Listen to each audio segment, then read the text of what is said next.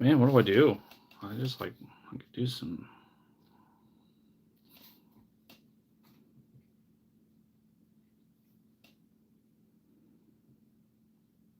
This might be dumb. I might just not do this.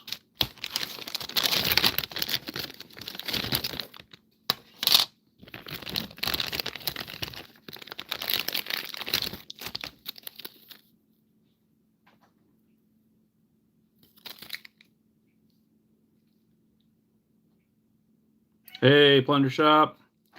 Welcome. I don't know what this live stream is going to be.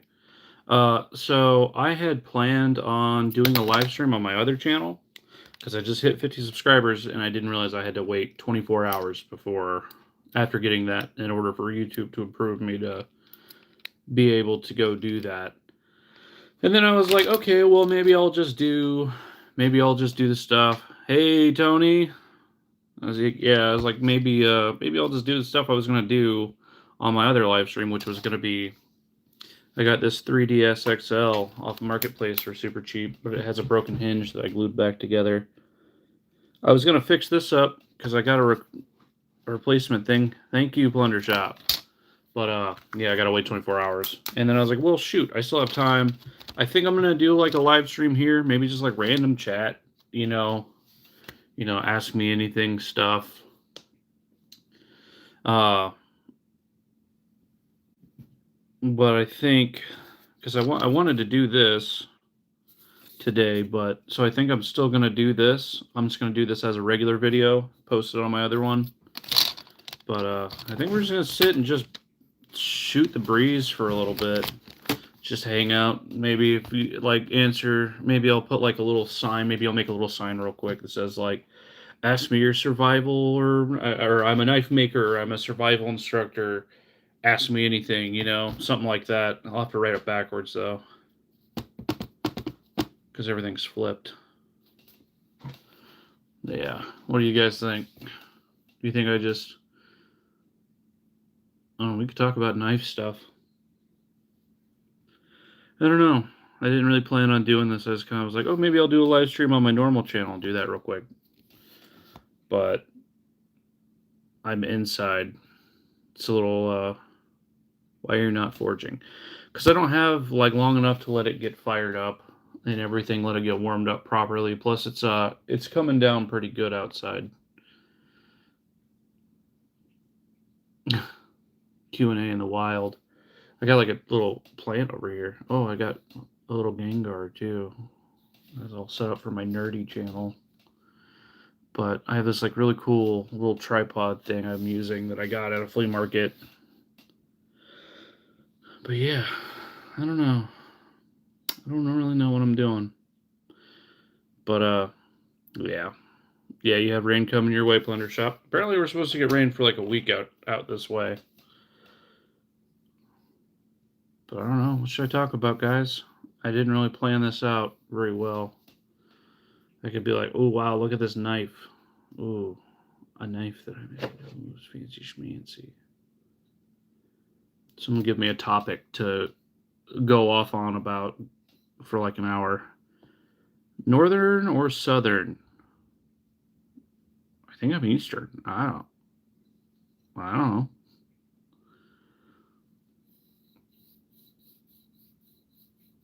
I think we're northeast. Yeah. Yeah. Yeah, we're I'm St. Louis area. Blade count? You want me to go through like all my knives? Gosh. That would take a minute to gather them all up. It'd be a lot easier for me to gather up all the ones I didn't make. Because I've kind of gone over the knives I've made. Yeah, but Tony, best 5Cs. Ooh. You said something about it in your last stream. Yeah, I'll do that. I'll be right back, guys. Uh-oh. Ooh. Screwdriver. Caught there. Is that deer? Oh, this is actually wood that I carved I actually did all this on live stream. I forged this on live stream, carved the handle on live stream. This was literally just a sapling that I chopped down in my yard on live stream to make this handle for. It was green, it was still alive, it needed to come down anyway. Burned in the tang, left it there and let the tang close in around it. I pulled it out later. You can kind of see this little bit of shine here. This stuff right here, it's a pine pitch glue. You can kind of see it. There we go. Yeah, there you go. Catches the light better there. But it's a combination of animal fat, fiber, beeswax, and pine sap. How did Thebes fall? I don't want to bring up painful memories. It was a rough time for me. Do you have a chef knife? I do, but not one that I made. I have. It's made by another YouTuber, actually. It's a history question. I do not know how Thebes fell. Thebes? I can tell you how the Zebesian space pirates fell, though. That was all my girl, Samus Aran. Or Iran. Would you like to try anyway? History is not my strong suit. At least not that part. What was it, like 1100 BC? I don't know.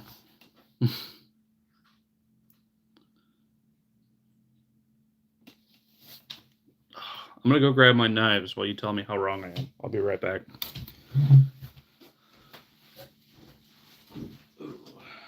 You.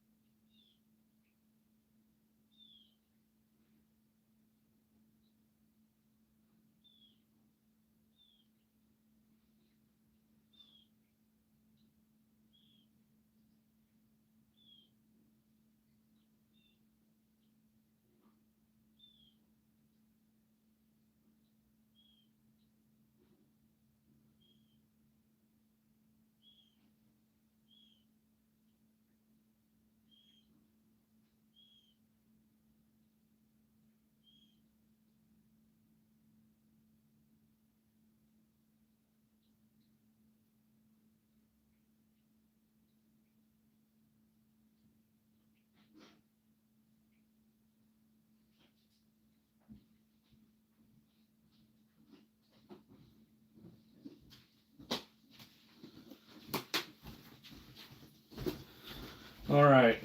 I have a couple more than I thought. I'm going to go grab a couple more, though. I'll be right back.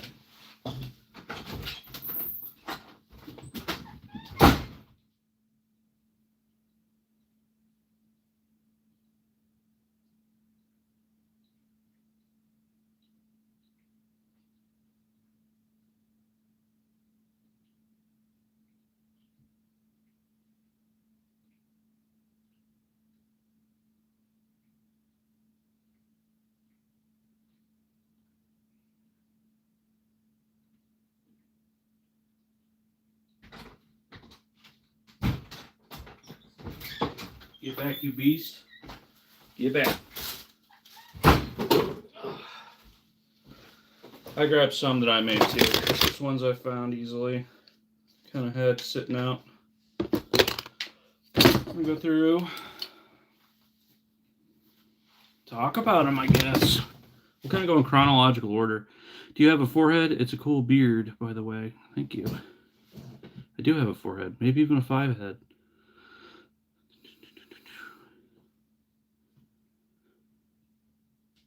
Yeah, sorry. What are those? This is all my knives that I have not made. Probably most of them. So we do like outdoor blacksmithing, knife making, blade smithing, whatever you want to call it, on this channel. So we're gonna go through the knives one at a time. I'm gonna try to do it in chronological order of when I had them, so you guys can kind of see like the development. Yeah, S&S Plunder Shop does make chef knives. I have not made any, but we're gonna go through here. We're gonna see like the evolution of what knives I use. I'm actually just gonna dump them out so I can kind of see them a little better. We'll put them back in here. So I got really big into survival in my I would say my early 20s. You know, I learned stuff, did some learned a lot of stuff, you know, was really broke when I first started out. So my first knives, I don't have all of them, but I have some of my first knives.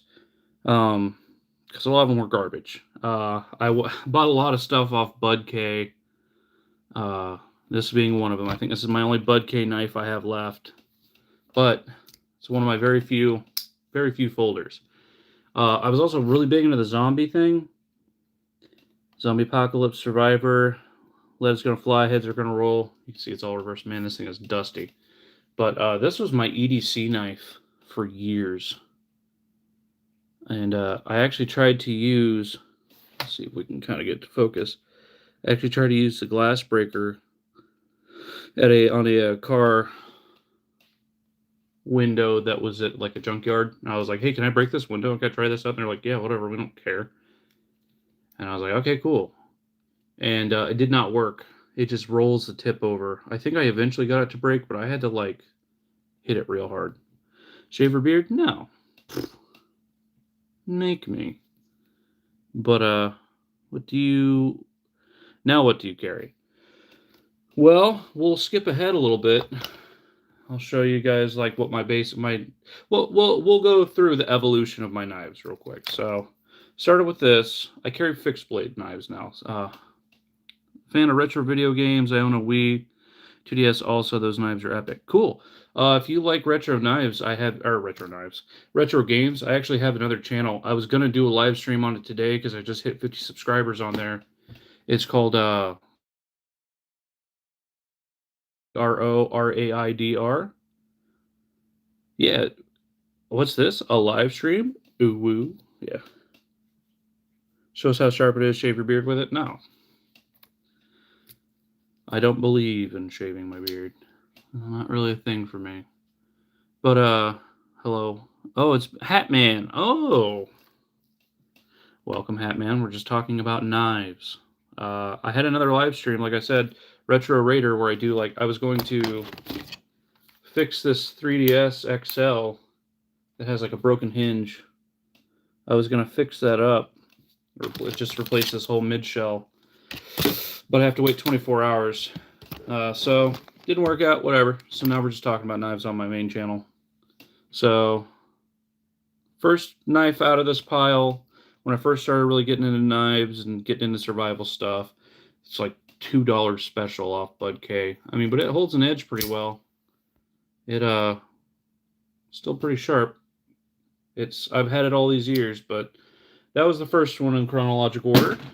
Next, let's see. So next, we have this guy. This is an old Mora knife. Like, I mean, very old. I think this was a Swedish military issued Mora knife, which it's not in great condition. It's got a little bit of rust I need to take care of. A little bit of surface rust. and the end cap doesn't exist. I think this is a piece of leather that was like glued on or attached somehow. One of my sharpest knives is a cheapo Walmart chef's knife. Almost cut my finger off with it. That's not good. Try, yeah. Well, I'll talk to you later about some stuff, but yeah. But this guy's about, I think, like a 70-year-old knife. I got this at a thrift shop. I just happened to see it and noticed that it was a Mora knife. And I was like, wow, that's a really old one.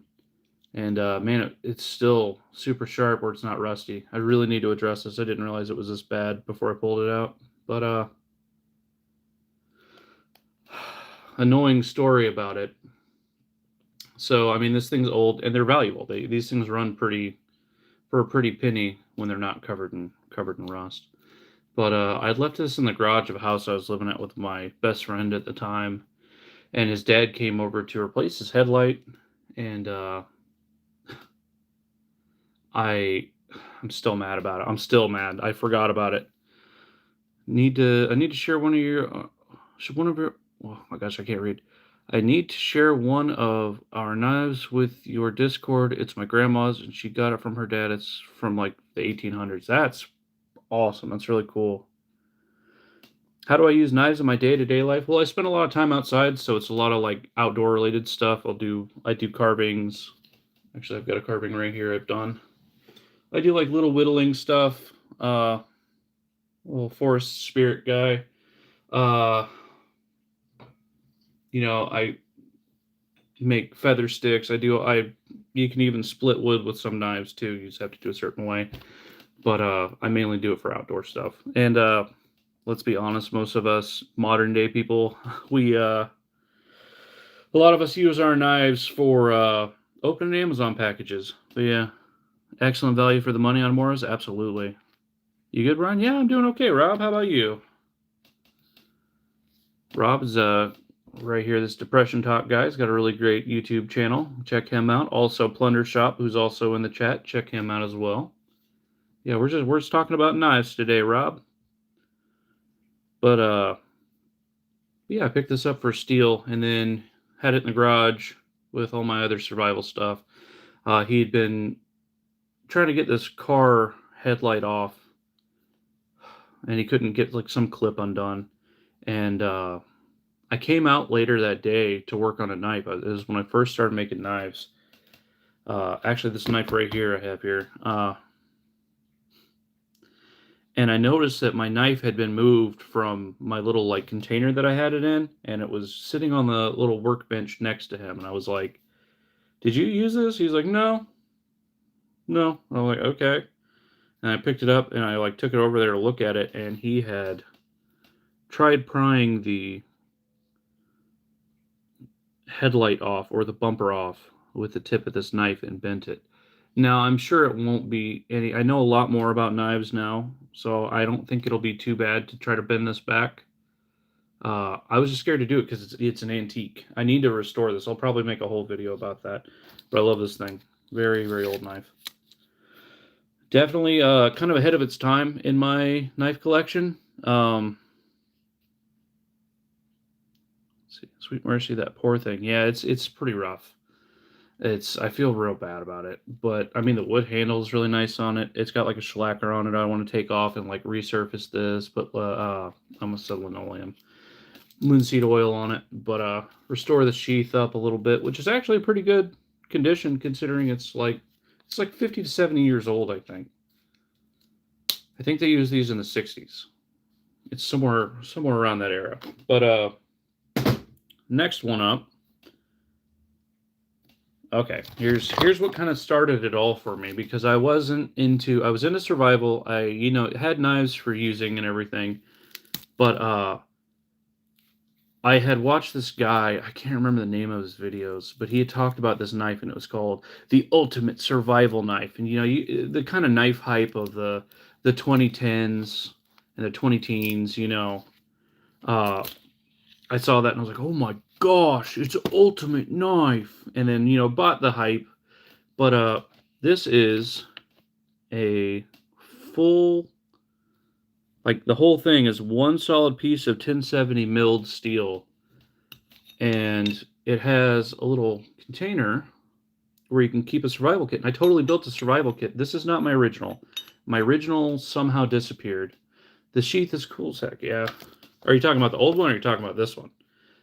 This one's actually, it's okay. I had another in mind, another survival kit in here, but this is what got me into like customizing knives. So with my original one, I had stripped all of this coating off. The old, yeah, it's really cool. It's a little piece of history. I love it. But yeah, I had stripped all this coating off because it's a really nice powder coat. Uh, Stripped it all off, put a perfect mirror finish on here, and wrapped the handle. So, because I mean, this is like basically like a file. This knife objectively is not great, but you can't buy them anymore. They don't make them anymore. And this was a rip off of another knife from I can't remember his name, Chris Greaves maybe. Knife. That's the Schrade SCHF 2SM. They had a bigger one, but it had like the first whole inch was serrated, and I do not care for serrated knives. You'll probably see that in my knife collection. But I had this, and I thought it was the coolest thing. It was my first time making a Kydex sheath as well. I did a Kydex sheath, and it had a little pouch, not unlike this, that held a Altoids tin that had a whole survival kit, and I have that entire survival kit still. I think I want to actually take it without opening it or looking at it, because I know I've gotten stuff out of there. I would really love to go take that and see if I could do like a 2-day survival challenge to see if I could even see if that's even feasible to try to use as a survival kit. Yeah, I had gotten this particular knife for cameraman Joey years ago as a gift because I love the knife. I bought into the hype and everything. And before I knew a lot about knives, I was like, this is the ultimate knife. Which, like, in a lot of ways, there's no weak point on this knife. It's all steel. It's all 1070s, which is just spring steel. I mean, these things are rock solid. I did a lot of really dumb stuff with mine, and they're very thick too. They're very tough knives. I mean, these things are workhorses, and you'll kind of see the trend with that too. And I customized it and everything. I loved it so much. I do not know what happened to it to this day. I think I might have left it in a friend's car, and then that friend gave someone a ride, and then it got stolen out of their car, sadly. But the reason I stopped carrying that, because I rocked this as an EDC knife every single day. I was wearing this to work and stuff. But, yeah, so the reason I stopped, like, being so obsessed about that other knife is because I started doing research. I was like, okay, well, there's some other things that I would like to have. I was very into the mentality of, like, yes, I still want the really tough, like, I want to be able to chop a car hood in half. If I take a sledgehammer and beat it through, I want to be able to do that. I want to be able to pry open car doors. Kind of the mentality of this, which leads us to our next knife. Still one of my absolute favorite knives. It's got a lot of sentimentality to me, and it's also a fantastic knife made by a guy who really inspired me to start making knives. So here we've got the Intrek USA 18 Bravo. It's a SEER knife, which SEER stands for Survive, Escape, Resist, and Evade. And what that means, it's like survival for the military guys. Counter tracking, all that. But it's specialized for that. We may get a visit for my cat Beef, the Honorable Beef Supreme. But this thing is tough as nails. I mean, this thing is overbuilt. It's good for, like, it was made to be a combat knife. It was made to be a survival tool. But I still absolutely love this thing. I still rock this sometimes. I love it. I use it for batoning because, I mean, it's so thick. Like, to my other bushcrafters out here, here's a Mora Bushcraft Black. Like, I mean, look at that comparison. This thing's a beast. And I love it. But, and I rocked it. And, I mean, they only made 500 of these. I got number 55 of 500. And Ray Ennis of Intrek Knives is no longer with us. I don't think. He's at least not in the knife scene anymore, not making knives. But a couple things about this. The handle, so I wear 2X size gloves. I got some pretty big hands. Could I chop a tree with that? You could. I have chopped a tree with this. I mean, like, something that size, especially if you have a lanyard on the back, you move back on it and you just let your wrist do it. Absolutely. And this thing is it's a stainless steel. All the stuff that you see on here is for me beating it through trees. It's not rust or anything. It's just a sign of the work it's done. But it's a 440 high carbon steel, and he just Ray Ennis just had this way of heat treating his blades that just made them absolute beasts. Even the smaller ones, which I have a smaller one I'll show later. But yeah, I love this thing. This is what inspired me. This knife and Ray Ennis are what inspired me to start making knives because I love this so much. I was like, but it could be a little bit different. I could do this, and it would be this. And like this handle's just a little tight on me, a little small. It's a little cramped. And so I started looking into like, okay, well, what if I made it like a little bit longer, and then I like had like a little like this swoop just continues up and kind of like locks the finger in, because then I could like hold it like like that and actually use it for chopping. And yeah, I didn't ever actually make that specific knife because my taste in knives had changed after using them for a long time and getting a lot of dirt time on knives. But yeah, little funny thing. So I made this sheath as well, and it's made to hold a ferrocerium rod and a striker for that ferrocerium rod. And it's out of Kydex, and this thing is rough. I've got the protection rune on there and my name in runes. But yeah, this thing is very rough. But fun fact, I found, I think now that I'm looking at it as an adult, I found this like buried in the woods, and it's just like a chain link almost, but it's not quite. But what I think this actually is probably a late 1800s flint and steel striker that I just happened to dig up as a dumb kid and throw it on here because I can see where it's shaped, and it's got like spots where you can see that it's been struck. And I mean the patina is like deep. That's my Algies, yes. Somebody knows their runes. But yeah, I love this thing. This is actually also a strap off of my first survival kit. It was an Alice pack, a medium-sized Alice pack that was like one of my first survival kits, and I still love dangling sheaths. The dangler sheaths continue in like all the knives that I've made.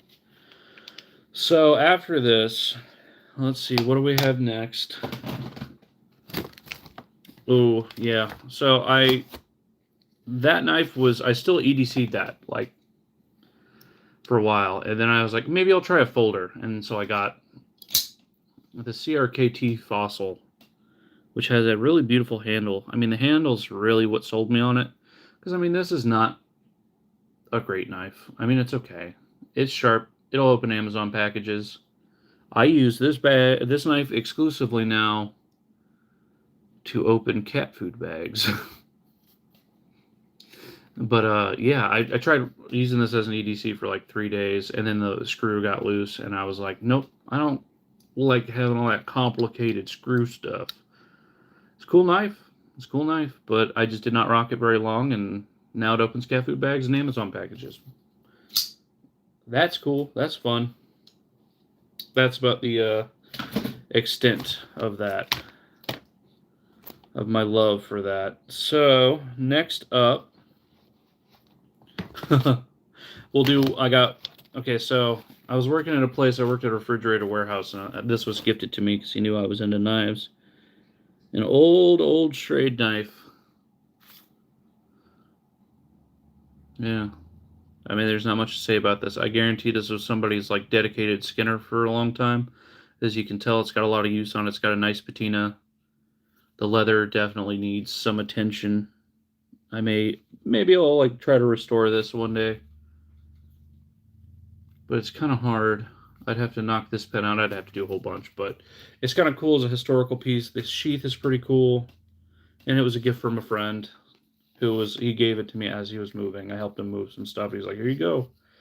I know you like knives. So yeah, there's that guy. Never have used it. Just kind of sat on a shelf.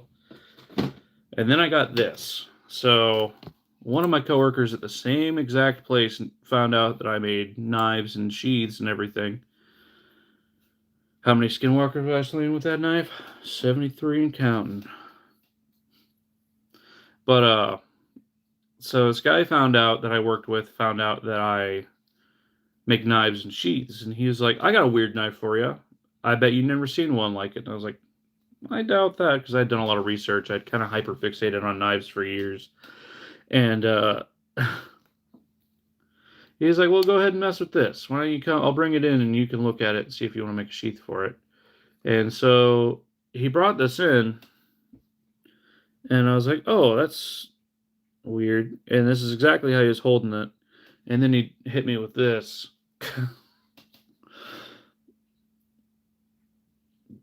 When I get 100, I should frame it. I should. It should retire after 100. So, has anyone ever seen a knife like this? Because so I started making the sheath for the guy, and then he was just like, you know what? It's kind of a dumb knife. I just kept it around because it was funny. Do you want to keep it? I'm like, yeah, sure, whatever. It's weird. I dig it. Uh, totally looks normal when it's open. It just looks like a regular knife. But why? Why would they do this? What even does anyone know the history of this like design of knife? I mean, this is just like some cheap, crappy, yeah, stainless steel from Pakistan. It's, it's nothing special. Looks like the craziest DIY got wrong. But that's the thing,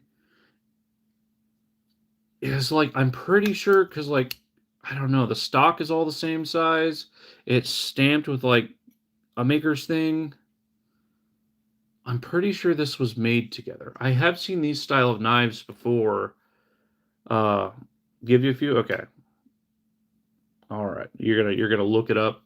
If you need a screenshot and do like a reverse image search, there you go. But yeah, it's just so odd. I've kept it all these years. I think I've seen something similar, but it was Spanish and it did have a sheath, which was actually very similar how I designed the sheath that I never even finished for it because he said he didn't care. And I was like, okay, well, I designed it, but it would be pretty much like it'd be a pouch, it'd be normal sheath, and it would have like a little stop here, like a normal knife sheath, little stop in the design where it would thin out there, and it would just basically this much would stick out. You'd pull it out, and you'd just be able to open it however what way. You can't even flip this open. But I keep it just because it's weird. I've never used this one again. But it's such a freak knife that I love it. And it's like the design of it too is like there's a chip in the blade here from where it hits the retainer on the liner lock. It's bizarre. If anyone knows anything about it, let me know.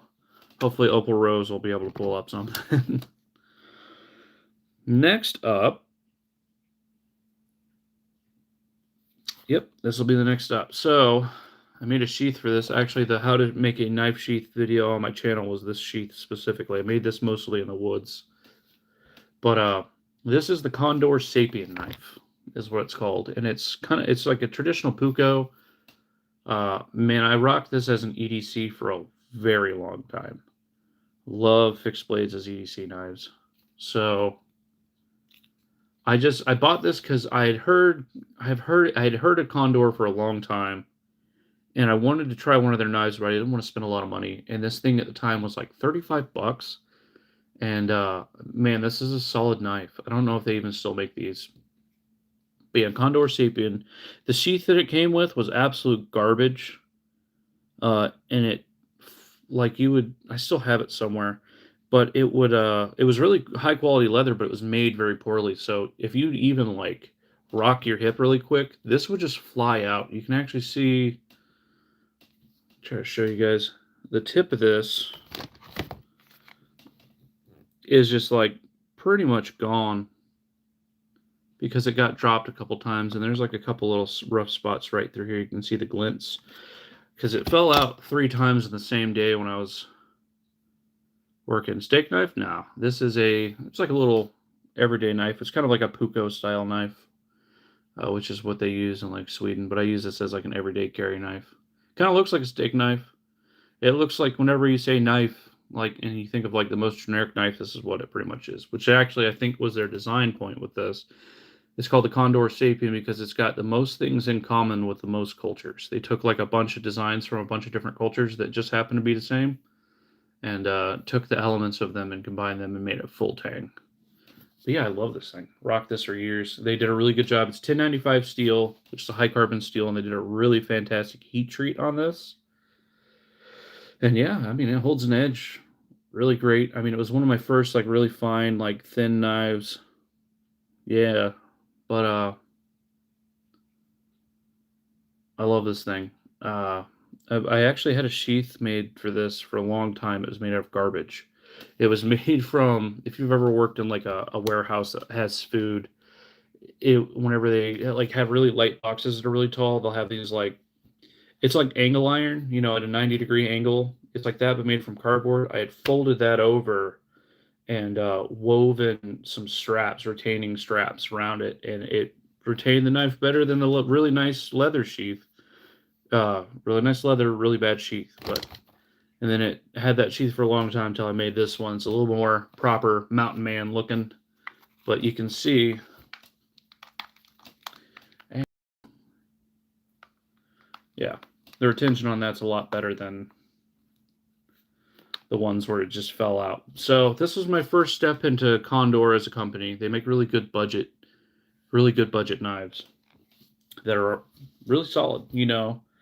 I'd say from here out, you're probably going to see a trend with some of the Condor knives. But yeah, so then I had, this was like kind of when the division happened within my like outdoor practice. I went from like just being purely like survival to like doing more like, oh, all my knives have to be super tough as nails and I should be able to like chop through a car door. How many knives do I have in total? 2, 3, 4, 5, 6, 7, 8, 9, 10, 11, 12, 13, 14, 15, 16, 17, 18, 19. Probably got 30. I only got 30. Only. They all do different stuff. We're getting a visit from my cat, the Honorable Beef Supreme. I'm going to put away this knife because he's a goober. But yeah, I had this really weird divide at the time. Oh, say hello to the live stream, Beef. All right. Get out of my beard. But look at the camera. You gotta show everyone your beautiful, handsome face. Wow, what a stunner. So handsome boy. When you going back to forging? Probably Mondays. I'm probably gonna try to do live streams on Mondays. I had planned on doing something else for my other channel, the Retro Raider channel. I was gonna be fixing a console. I make all of them myself. Not all of these. We will get into the knives that I've made later on. But these are just like the ones I bought. We're just kind of going through the collection. Um, look forward to catching it. Yeah. Yeah, thank you, Rob. But yeah, I had kind of like this weird divide where it's like I wanted really nice, like, slicey knives, finesse knives for like carving and stuff. But I also still wanted the big heavy duty knives. So like about the same time I got that Condor Sapien, I started carrying and using this Gerber for my outdoor stuff. It's I can't remember the model name of this, but I had a whole camo like kit and like had made this like blend a little better. I was all for like all like into the tactical, gotta be, gotta blend in no matter what environment I'm in and do all that. I was like, everything has to be practical. Um, I've moved away from that. But so I use this. Not much to say about it. It's an okay knife. It's all right. It's a little thick. Oh, I skipped one. Okay, we'll go back. I've handmade knife on its way from Canada. Heck yeah, very cool. Yeah, I'm hoping to. I was gonna make a knife for you, Rob, and Lions Fix It Shop, but I am. Life has been pretty crazy. Actually, cool thing. Just got hired somewhere today. I just have to fill out some paperwork. It's a little bit of a step back when it comes to like pay, but it works well with my wife, and I'm going to be working with my wife, so we can work opposite shifts. So we'll be bringing more money into the household because before it was just me working. Now we'll both be working, but we have it in a way where we can schedule it.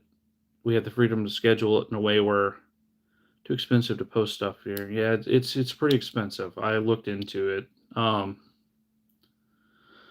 It's like $140 American to like ship something there, which is weird. I don't like that. But yeah, but yeah, I got a job. Anyway, long story short, it's a step back. I've worked there before, but I mean, I'm gonna be pretty much a manager at a fast food place. So hopefully the YouTube thing will pick up. Accepting donations now. Please, somebody donate $50,000 to me through the thing so I can have some money, so I don't have to go work at a fast food place. I'm just kidding.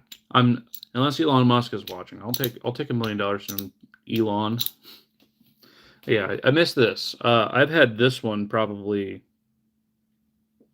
This would actually be my first one. I've had this one since high school, back when I ran with a motorcycle gang. It's the lovely butterfly knife. I'm just kidding. I didn't run with a motorcycle gang. I just had gotten this from a friend who is really into knives. But it's the old fancy schmancy butterfly knife. Anyone nervous yet? Ooh, I have my fingers out of the way. It's okay. No, I'm just kidding. But this thing's super solid. Out of all my folders, I have 4 folders. You'll see the next one a little bit. Welcome back to the membership to the friends of the channel, Blender Shop. I appreciate that. I do have no visual matches. I appreciate you checking, Opal Rose. It's just a freak knife. I don't understand what it may just be like a freak DIY knife, but I think I've seen something similar before. Yeah, I appreciate you checking. Thank you, Plunder Shop. But yeah, appreciate you joining the channel. I do have a subscription thing through the channel. I have a Patreon too, but I think I'm going to get rid of the Patreon because I can't really keep up with it. It's a little bit easier for me to keep up on stuff that, no problem, I can't even find a knife blade that goes past it. Yeah, it's weird. It's a freak knife. I don't understand. I think we got some scuzz on the lens real quick. Hold on. Looks a little better. I think it's just the lighting changed. But yeah, I've had this one since high school. If I was going to trust any of my folding knives, it'd be this one. This one's solid. There's no parts to break. It's all, it's a pretty thick stock. Don't get rid of Patreon. Well, I don't know. I might. It's just hard because, like, on my Patreon, I have, like, stuff like, oh, I need to do this, but now that I'm going to be working. But my guess is they made the blade before thinking the handle and had replaced the handle. Could be. Absolutely. Absolutely could be. That would make sense. Ooh. Got a bunch of messages. So, let's see. I think this is the most recent. We're going to kind of... Oh, yeah. Here's my Crocodile Dundee knife. Pretty much. That's not a knife. This is a knife. So this one was actually a Christmas gift. This was when I had started, like, almost exclusively making knives for myself. And I was very snobbish about what knives I wanted and liked. But it was a Christmas gift. I mean, it's sharp. It's got a nice hollow grind on it. It's made by Straight as well. But it's a good intimidating knife if I wanted to do that for some reason. Pirate knife, yeah. But yeah, this one was a gift. It was just kind of, I can't get rid of it. I like the guy that gave it to me. He's my buddy. So let's see. Up next, so I had been a little enamored with, actually this one came first. I've been a little enamored with Condor after I had my first encounter. I actually have 2 more knives made by them besides the ones I'm going to show you, but I don't know what happened to them. They just are gone. Don't know where they went. It may be like one of them, which is the Condor, keep that bandana on forever. I'll just pretend your long hair is still under there. Yeah, I'm just so used to you wearing it now that I feel naked without it. I get accused of being, like, bald all the time, and, like, someone at work, when I was working at a place where I'd wear this in there, they'd be like, I bet you got, like, a swastika on your forehead or something. And I was like, no, I just like we're having a bandana. It keeps my hair out of the way. But yeah, dumb stuff. But yeah, so this is the Condor bush knife, the primitive bush knife designed by Matt Graham, which I was a big Matt Graham fanboy at the time. This thing's really great for a lot of things. Big knife, you'd figure this would be a really good chopper. Terrible chopper. Pretty thin knife. So it's, like, really good for, like you could process game with this. I use this for carving.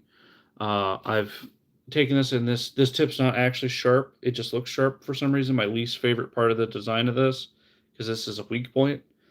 But I've used this for scraping hides. I've used this for using it as like a draw knife in that position. But it's a decent knife. I also hate this hole too. It does nothing but weaken the blade, and it's just decorative. But yeah, pretty solid knife. Handle's a bit slick. It's walnut. Really love my walnut handles. The sheath is cool. It doesn't have like a loop or anything. It just tucks under your belt, and this little flap catches it on there. Not much to say about it. It's a cool little knife. Cool big knife. Oh man, let's see. And up next, we have. I wanted, after I got that, more like slicey knife to go as a pair with it. And so I got this, which was my EDC for a very long time. This is the Condor Indigenous Puko, is what it's called. And I love the design. It's a full tang. It's kind of hard to tell. There we go. Full tang, which means that the piece of steel that's the blade runs all the way through the whole knife. It's just got this one pin in there, and then it's got this, which replaces a pin in the front, which I just thought was a really unique, really cool design.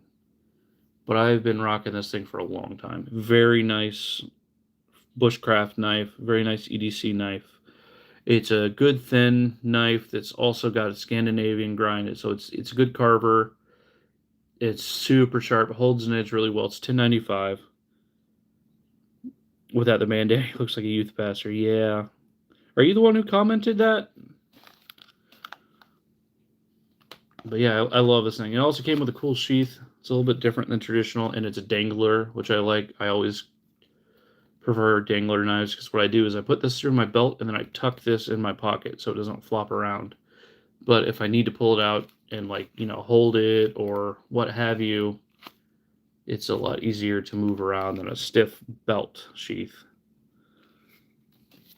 But yeah, so it's cool. I really like Puko style knives. You'll notice that from here on out. I've made a couple for myself as well. So up next, I got my very last folding knife that I've ever bought, and this is an Opinel number 6, which I really like. It's a really old-fashioned, like, I think they've been making these since the 1800s. It's got this ring, which keeps it from closing. I thought I just stuck my finger on the edge of the blade instead of on the back, and I panicked for a second because this thing is laser sharp. It's so thin, and it's got a full flat grind, which means that the edge just is a continuous line all the way through. There's no like spot where it stops. So it's crazy sharp, but it's also very fragile of an edge. I mostly use this one for food prep. When I'm out in the woods, I'll use it to eat too. I'll like poke food and pick it up and very carefully eat that way. So love that thing. Up next, I wanted to get something in the same vein as that, so I got another little Mora, little Scandinavian grind knife again, little Puko style knife.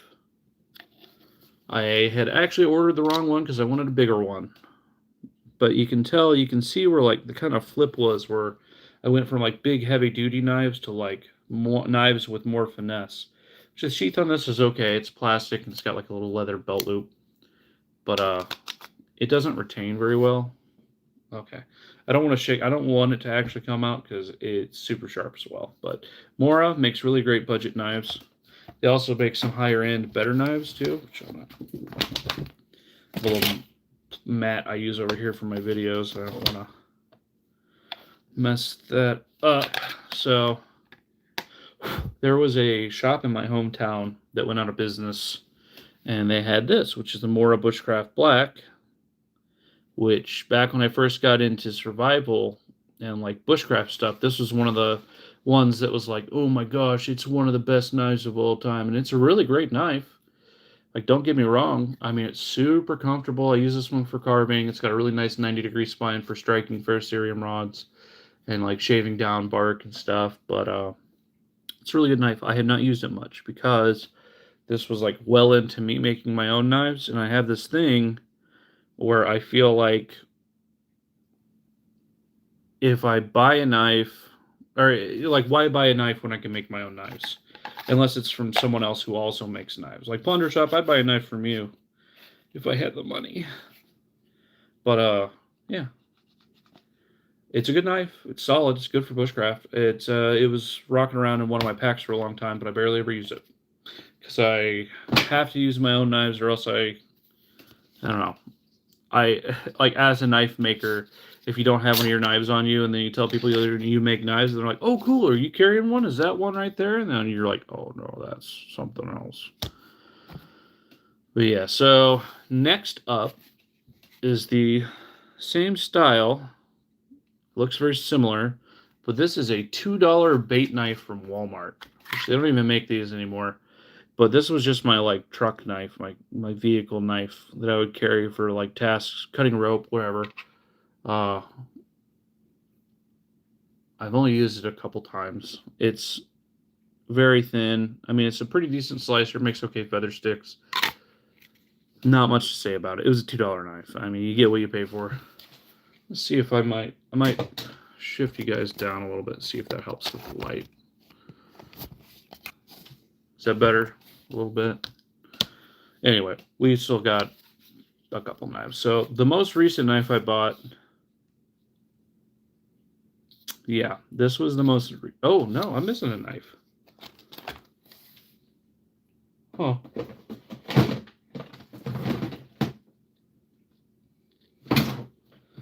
Weird. I wonder where that went. I swear I grabbed it. Or I could have sworn I grabbed it. Maybe it got mixed in. Nope. Well, anyway, I have another knife by Ray Ennis of Intrek Knives. It was called the Forester. It was a Puko style knife as well. But it was made by the same guy. This is the Cold Steel Fin Bear. And it's another Puko style knife. Surprise, surprise. But I watched someone do like a torture test on this. Ooh, that mirror shine. I saw someone do a torture test on this, and I really liked the design, saw how much abuse it took. Uh, really bad handle design. My knives are affordable. Cat stole the blade. Yeah. Oh, maybe he did. Beef. But yeah, the design on this handle is like really rough. It's got like this weird like. If this was rubber, it'd be really great. But it's not. I've literally never used this. I bought this. It was on sale. It's okay. It's alright. The only other knife I bought beyond that was a couple years ago, and it was that Forester blade from Ray Ennis, the Intrek knife, and knife. Yes. Uh, I bought that because nostalgia reasons. I was like, oh, I always wanted that, and then I never had the money for it, and now I'm an adult with money, so yeah. So now we'll go into knives I've made. I know some of you guys have probably seen these, so I'm gonna go grab a couple more actually. Hey, Zero, I'm gonna be right back. We're talking about knives. You just missed all my knife collection, but we're talking about the ones I've made now. Be you right back.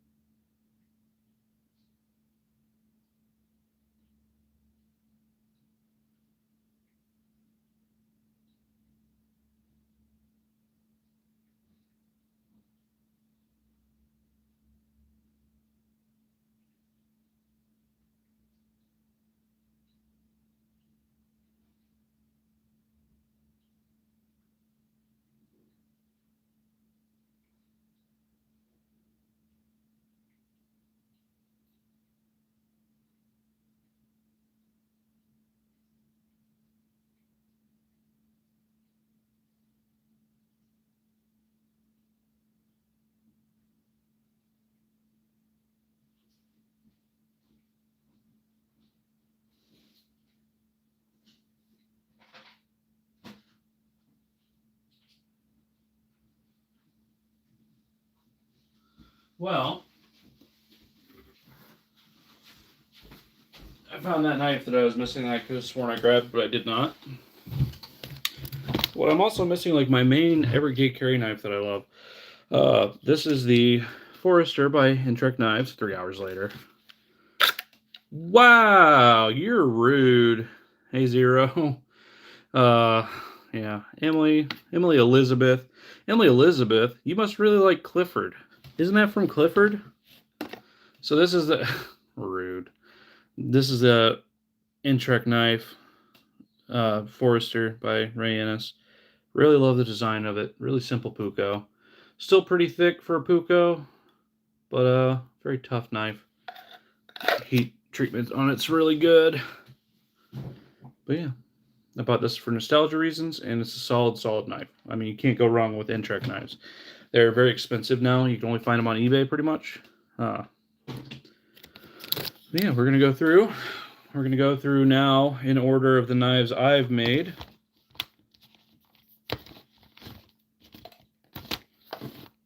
Yeah, this is right. I'm missing a couple. I don't know. I think they're probably in one of my survival kits, outdoor bags. So this sheath I made got a little wacky with the stitching and all that. I wanted something cool. I wanted a horizontal-ish carry knife. It's actually got a really cool thing. I had built in, because I was really paranoid of losing my knife, a retaining strap thing. Really neat. Got a piece of fat wood back here for fire starting. So you pull that out, then you can pull the blade out, which this blade is made from a farrier's rasp. My first ever knife. And I did not forge it. I just removed stock. I cut a farrier's rasp across this way, and then very slowly, while keeping it cool, with a belt sander, put a very nice convex edge on it. Nice walnut handles, which unfortunately I did notice. Where is it? There is a crack there. I don't use this much anymore because it was my first knife and I'm very sentimental about it. So I kind of don't want to mess this up. But I have used this. I mean, this thing is tough as nails. I started batoning a big log in half with this, and it was like full, like bent like that inside there. And I was like, ooh, backed it out, and it still straightened out to perfectly straight. Yeah. But first knife, really love it. Very sentimental for me. Too scared to use it now because I don't want to mess it up. Because what if I didn't heat treat it right? So it mostly sits in there for when I pull it out. There's a lot about this design I would change. But I do like the little things. You know, there's Augie's rune again. I painted it with acrylic paint. Cut it out of there. These cool like little zigzags I thought were kind of neat. Just the secondary layers of leather that aren't necessary but kind of cool. That very rough aesthetic I really like.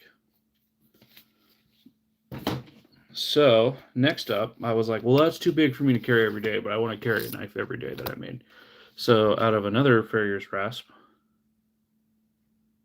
I made this guy, which this guy is pretty ugly. I'm not gonna lie. There's like this weird like curve in here. The handle got way too thin right here. One of my pins went a little too low in my epoxy there. I mean, overall, it's a fairly comfortable knife, though.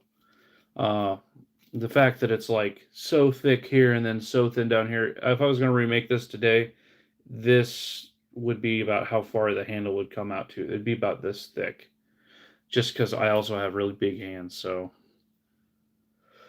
But yeah, it still fits in the hand better than a lot of my other knives. It really locks in well there. But it's not a very good slicing knife. It's pretty thick. The edge is pretty robust. So it's okay. It's an okay knife. It's okay for opening packages. The sheath's really cool though. It was my first like try at like leather engraving. Engrave my name and runes on there. Put these cool designs in. Kind of hard because I wore this on a float trip, and the leather did not like that. Not surprisingly. It's also got so much cat hair on there. It's also got a snake on the sheath and another Algi's rune. You can tell there's a trend there, which I actually really like this design for retention. It's got a little clip there. Really annoying. You should bring your cooler with you on your float trip? Oh, absolutely. It's adorable. Talking about this one? It's mainly, okay, it's a big boy knife. Yeah. So, I had moved out of my best friend at the time's house at this point that I had made my first knife at. I had made both of those two knives I've made that I've shown you. But yeah, oh yeah, you got to bring a cooler with you, Zero. That's always got to be a necessity. You got to be trashed every single time you're on a float trip, because what makes more sense than being on a river for several hours in the sun than being really drunk and surrounded by water and surrounded by other drunk people. I love it. But yeah, so this was the beginning of like my Viking knife era. First two knives are technically like broken back saxes, but this is an actual like sax knife. This is copper pipe that I cut open and then flattened and then riveted by hand. Premix Long Island's, oof. That's a bit much for the float trip. I was drinking like Mike's Hards and doing Jello shots. That was like my big thing on that trip. But yeah, this guy's made from, this is the end cut of a pine 2x4. This is an old file that I took all the teeth off of. This is a brass door hinge, so is this. And then the copper bits in there are copper bushings and then scrap pieces of leather. But it's a pretty handsome knife. And the leather on this was a gift, which I did engravings on it. It still says this is one of my fancier knives I've done. And there's not a stitch in the sheath. But yeah, I really love this thing. I take this still to my Viking Age events, my Viking Age reenactment. Also scared to use it too much because I really like it and I don't want to mess it up, especially considering how much I like the sheath. I mean, I could always make another knife and put it in the same handle, but that'd be a huge, huge pain. This is the first time I did a through tang knife or hidden tang at all. But yeah, probably my coolest knife in my opinion. I need to make better, cooler straps for this, but this is the main like big knife I carry whenever I go do my Viking events. And my small accompanying knife is this, which also, for a long, long, long time, was my EDC knife. This is, I used it just yesterday, in fact, on my last live stream. Hand forged by me. I think this might have been my first knife I ever forged, actually. Now that I'm thinking about it, it's got a convex edge, which means, or it's Scandivex, so it's like Scandinavian, but it convexes, so it's not as crazy of an angle. So it's a little bit thicker, a little bit more robust. Like I really like making robust knives. It's funny. I'm missing a couple other knives too. I just realized I'm missing my Mora companion knife, which was one of my first knives as well, like $13 on Amazon. Yeah, leather sheath for it, Scandi knife, Puko style knife. Sheath's been beat up pretty well, but the stitching's held up over, I mean, literally every day carrying this for like several years. This was my main EDC knife. I still rock it some days. My other EDC knife that I mainly carry is not here right now. One of them is the one I've been carrying lately, but my other one, I don't know. I think it's probably in my car or in like a survival kit or something somewhere. But yeah, I love this guy. Did the hidden or through tang on there as well. 1095 steel on that one. And we got this cute little guy, Pee-wee. Did a cool sheath for this as well. Very inspired by like some of the knives of like they found in archaeological sites. But I wanted a little carving knife. I wanted something really, really fine for carving. like doing like fine carving, like the little carving I showed earlier. But this is not only, it's like it's made to be comfortable, it looks a little goofy having such a big handle with such a small blade. But and I tilted the blade a little bit too. I don't know if you guys can tell, but I tilted it a little bit because I've seen knives that have the belly be the furthest thing out, and it's really good for spoons. Did you finish your board? I have not. I was gonna do a live stream on my other channel, but I have to wait 24 hours for my, because I hit 50 subscribers and I have to wait 24 hours before they'll let me live stream. So I decided to jump on here and do this, and then I'm probably gonna leave here in a little bit. But yeah, I like this little guy. Yeah, woohoo! I'm very excited. Because I was gonna fix up this 3DS. It works fine. It's looking fine and everything, but it's got this broken hinge that I glued back together in another video. But yeah, you can see all the glue globbed on there. I mean, it works fine. I could leave it as is, but the mid shell replacement off of another DS was like $7 or something. So there's no reason not to fix it. But really love this guy's little carver. It's got wood and it's got ebony. Oh, okay, I do have it over here. Actually, I went out of order, so this one came second after this other knife. But it's got wood, leather, ebony, leather, and then a little bit of walnut at the end as well. But I really love this thing. It's made from a spring that holds doors up at a warehouse I used to work at. And I forged it extremely thin. This thing gets so sharp and it holds an edge really well. This was literally just an experiment too, to see if that steel was any good. Because I wanted to see the edge retention and heat treating and practice with it. And yeah, really love this little guy. Really good carver. George Washington carver. And then probably one of my prettier knives, this is my wife's favorite knife, is this Yakut style knife.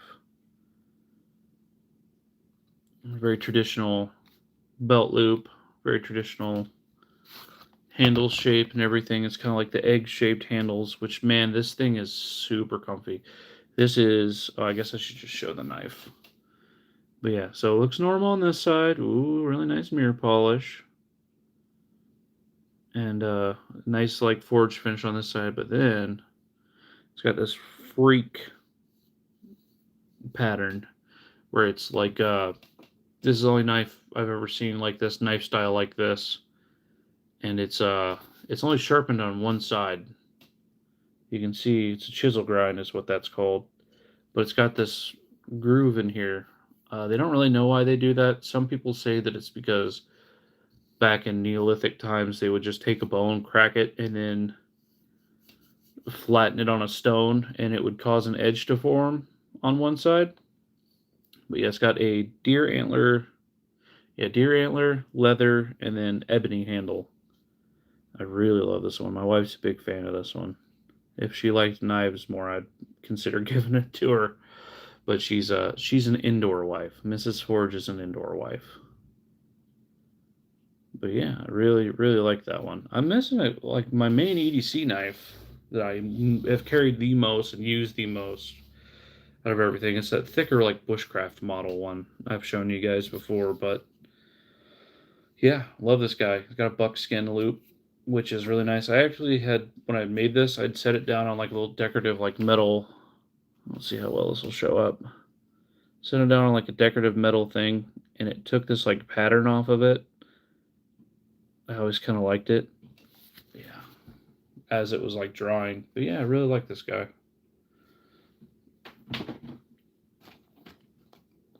And then last but not least, I mean, I still am missing a couple knives. I don't feel like hunting for them right now, but you know, this is just kind of a BS stream, hanging out just because I can. The Wildman knife. I forged this on live stream, carved the handle on live stream. I did most of the leather work on live stream, which I don't know where the sheath went, actually. Probably buried it somewhere stupid. But this has just been sitting out on my table under a box so my cat doesn't step on it, either of them. It's got like really neat little Pictish carvings, Pictish inspired carvings. So the blades you didn't make. No. Some of them I really like. Some of them are very sentimental. But maybe some of them I don't care about. But yeah. I don't know if you guys have noticed, but I really like the eye thing. That's why it's on my logos. But yeah. Ooh, I'm a Cyclops. Oh, hey, Odysseus. Please don't stab me in the eye. And anyway. No, that wasn't even intentional, that one. Oh, hello. Okay, anyway. Really like this one. You guys saw me forge this. You saw shorts about this. Don't know where the sheath is, but this has been what I've been mainly carrying. I've really enjoyed, because I went from my really heavy, like, ironwood handle to this. Illuminati confirmed. But, really like this guy. Really like the finish on it. I really like how light it is. Oh, I didn't even show the coolest part. It's this really cool, file work I did on the spine. It's very rough, very primitive, but it's very like old world feeling. I wanted this to be like inspired by like the Pictish people, which are the native people of like Scotland and Ireland. Maybe they're just Scottish. I don't remember. But yeah, I love this thing. Made just from hand. It does have some flaws. It does have some issues. So really like how much like this pommel or the butt swells on there, but I really hate how thin this is here. Like it's made for my hand. I just wish this was about as thick as this area here. I wish I had not trimmed it down so much. I'd been chasing chips. I needed to let it dry out more before I went, but it is ridiculously thin. The camera doesn't really do it justice, but like that's my pinky. Look how thin that is, man. I think my pinky is probably, yeah, my pinky is thicker than that thin spot, which is not good. I will definitely replace this handle. Eventually, I'm probably going to do a style handle on this, probably a little closer to this, just because I really do love this, and this is really comfortable, especially for my big old hands. And I think it would look really good. I think I'll do another antler part on there, but yeah. All right, so we're all done. I'm gonna go ahead and no, I'm just kidding. Just kidding, guys. I'm gonna go ahead and hop off here. I got some stuff I need to take care of. I'm gonna drop off a present for my buddy. See if he's even up. He might be streaming too. He's actually a streamer on Twitch. He plays video games and stuff though, which I may be getting into. If you guys are into retro stuff, which like, I'm sure all 7 of you guys here who are already know of me, probably know my Retro Raider channel, RetroRaidr, and it's just all one word. Find me on there. I was going to be doing live stream. I'm going to start doing live streams on there. It'll be a little bit easier because I can do that when the kids are napping and stuff, when I'm watching the kids during the day, or do stuff at night, because the job I just took, I'll probably be getting off around midnight.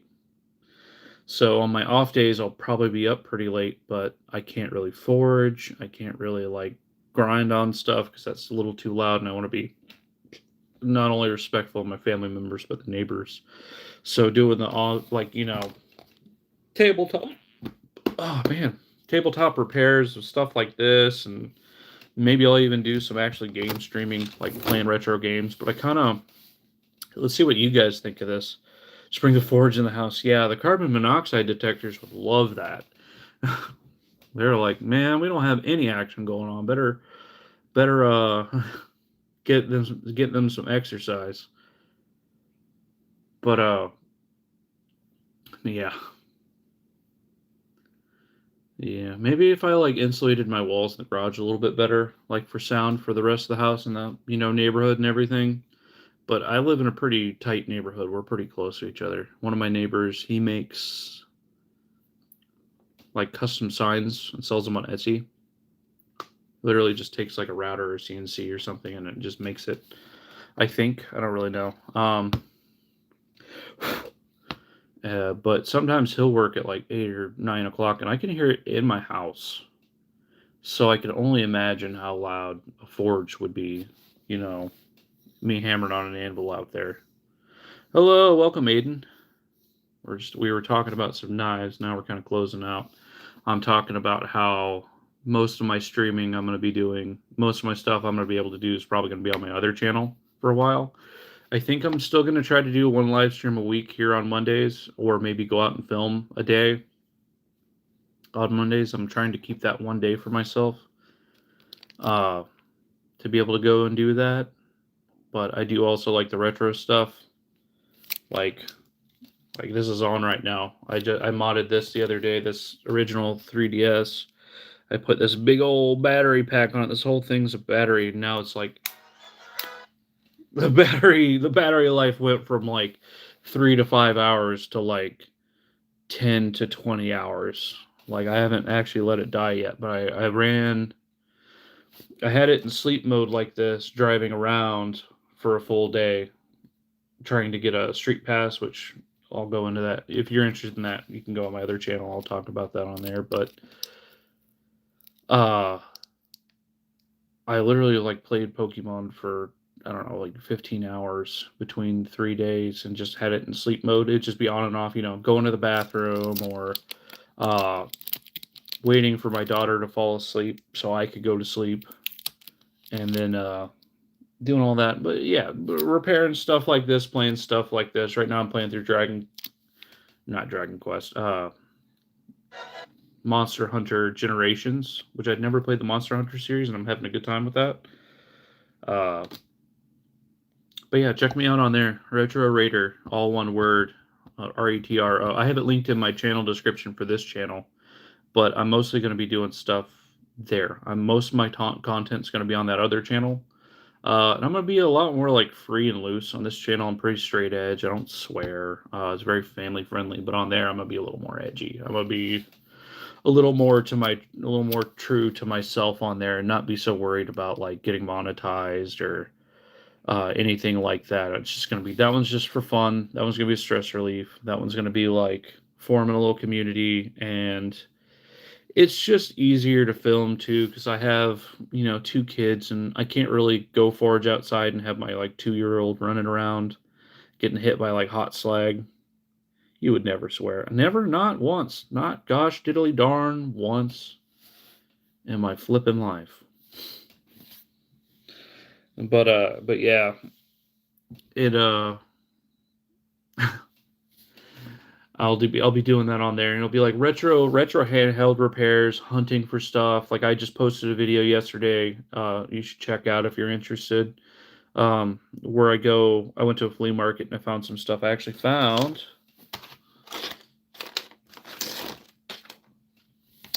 It went somewhere. It's on my table somewhere. But I found a copy of Pokemon Gold. There it is. Found a copy of Pokemon Gold, which is one of the ones I needed for my collection, for $40, which like these things go for like 70 to 100. It's a great deal. But yeah, check out that video of me hunting for retro handheld retro gaming stuff. Let me know if this is a stupid idea. So I kind of want to set up my garage with like a couch out there, and have it set up to where like I have like an up front camera and an over the shoulder camera, so I could play like stuff on a CRTV. I'd have to change like my filming settings. Play like, old GameCube games, and then just like sit on the couch and like BS with people. It'd be kind of like I don't know. So it's like if you wanted to, you could switch between watching me or watching me play the game while I just like BS with people, and it just kind of, I want it to kind of feel like you're just having a conversation with a friend at his house while he's playing a video game, and like a friend's basement. I want it to kind of like feel like that. I want like those retro, like back in the day nostalgia vibes. And yeah, I just want it to feel like, little gaming area. Do you think that'd be dumb to like have that set up where you can actually see like the TV? I don't know if you guys watch that kind of stuff. I don't watch a lot of Let's Plays, but I have CRTVs. Finn is watching you. Oh, my little boy. Finn is my special little guy. Call it Pass the Sticks. Pass the sticks? What you mean? What you talking about, Plunder Shop?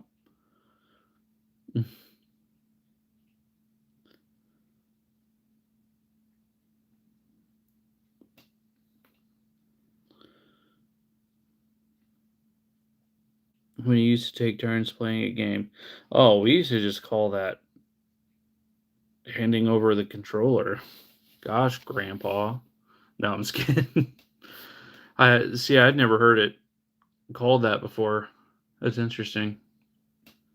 I don't think we had names for it. It would just be like one of us would play and then the other person would, die and then we'd hand it off, or like one person would play and then if, you know, the person's like, "Oh, let me try. I could probably get it."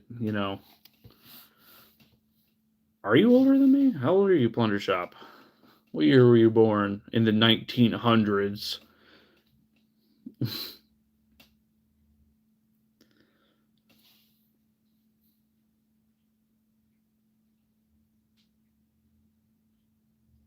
You're 90 years old? Jeez, man.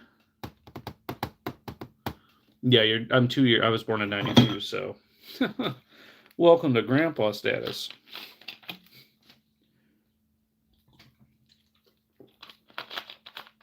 Speaking of grandpas and grandmas, grandma in the chat over here, Miss Emily Elizabeth, the biggest Clifford fan in the world, apparently.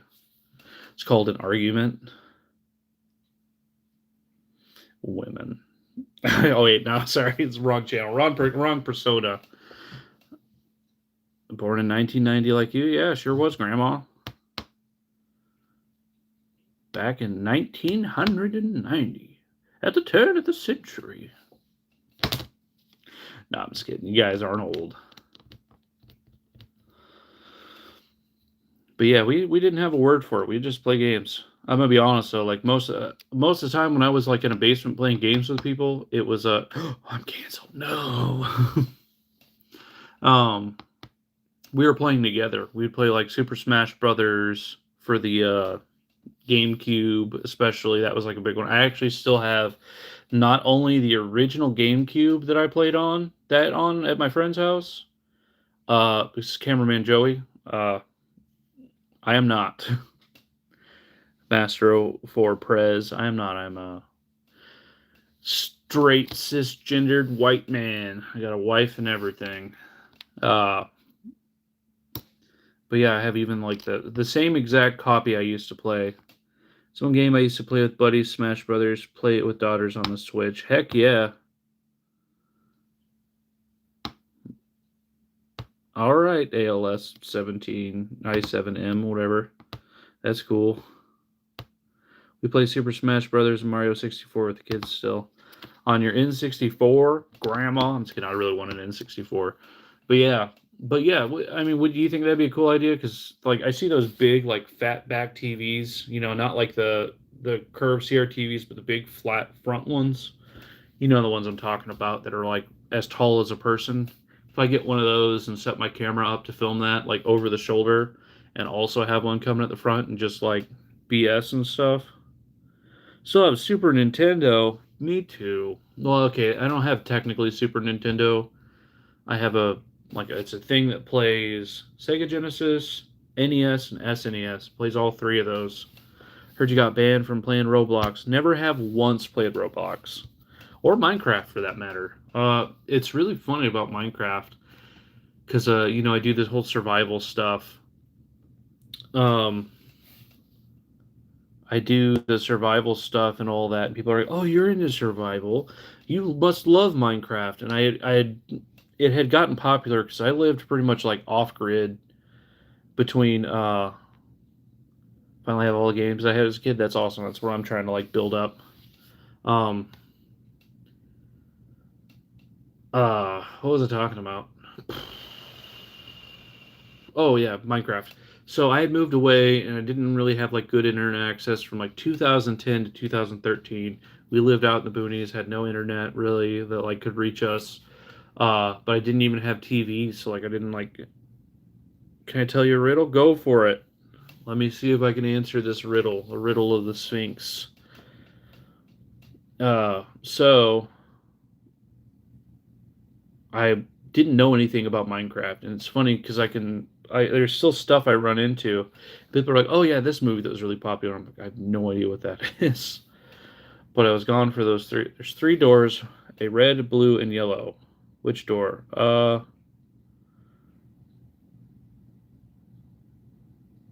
Hmm.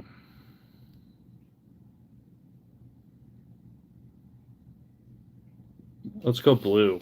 Sounds like a Japanese like yokai riddle, specifically like the toilet one. I can't remember what it's called, but there's a Japanese like toilet spirit that in a public restroom you'll hear a voice from the booth over and it'll be like, "What color toilet paper do you want? Red or blue?" And if you pick red, it beats you to unalive. Thanks, YouTube. But if you pick blue, it chokes you. But if you say, "I brought my own," you get it. You get to live.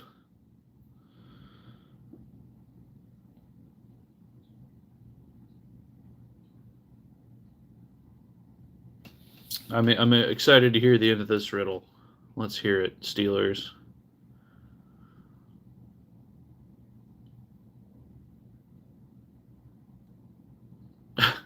I was actually just picking my Pokemon Go team, and I'm Team Mystic now. Whoa!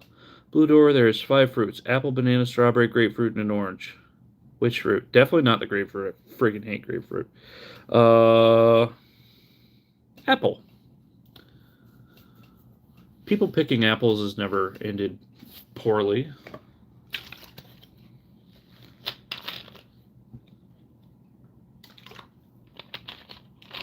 This is very interesting to me, Steelers. I'm having a good time. This is a very good chat interaction, and I appreciate it. I hope it doesn't turn into like some weird troll thing.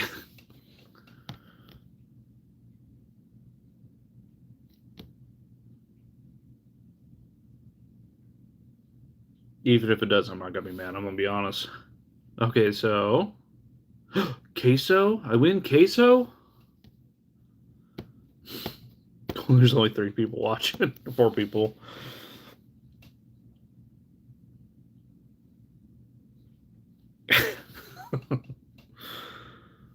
In the apple, there's a note. Okay, here it goes.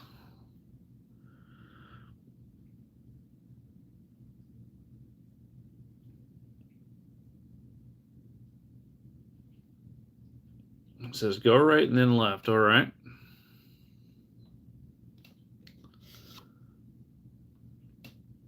After you go right and left, there's an island with 3 treasure chests. Treasure chests. Okay.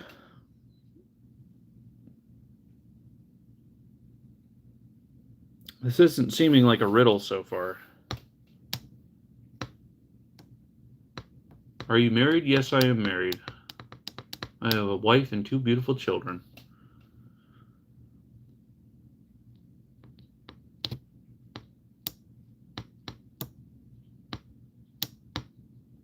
Which treasure chest? So, I'm assuming there's like a left, right, and center. So I'll take the one on the far right.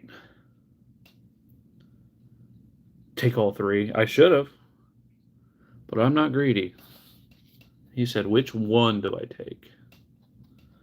Which treasure chest?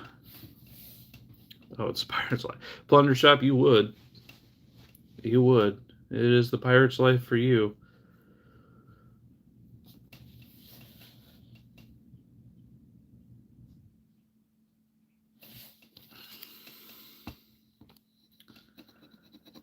I'm excited to see where this is going. I'm not gonna lie. I'm a little captivated, guys. I don't know if it's gonna be a riddle, but I expected the note to be something like "You're lame" or something. An apple.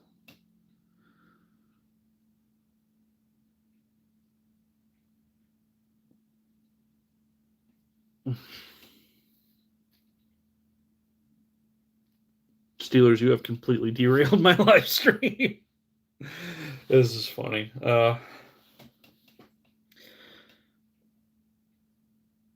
My ADHD compels. It'd be really funny if he just left after that. He was just like, All right. Time to never answer. Make me just wait forever.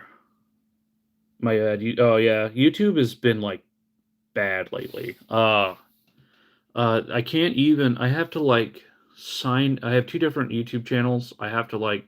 Usually, I could go to my channel and then just switch, but that button's like completely gone. I have to like go into my settings and then do stuff, all that. It would have been a pretty funny thing for you to be like, all right, I'm gonna do this riddle. I'm gonna set you up for like 10 minutes and then just like not even answer. So treasure chest. There's a note. Okay, the note says.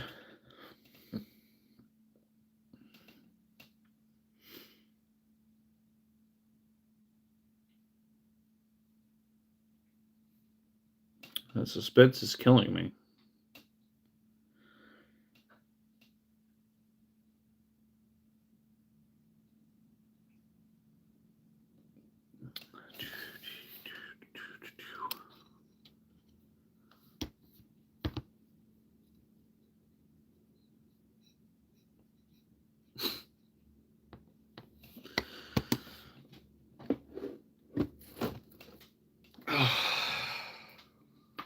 Oh, I can't see.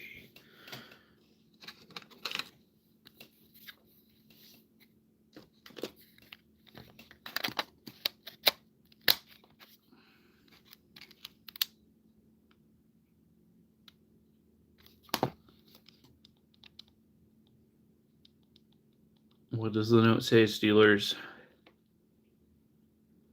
We need to know.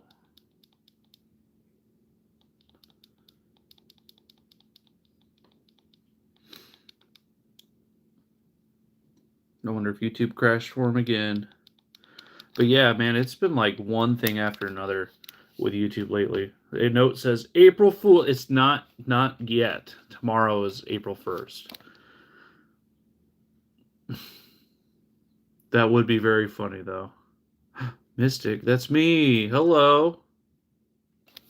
I like the little stars.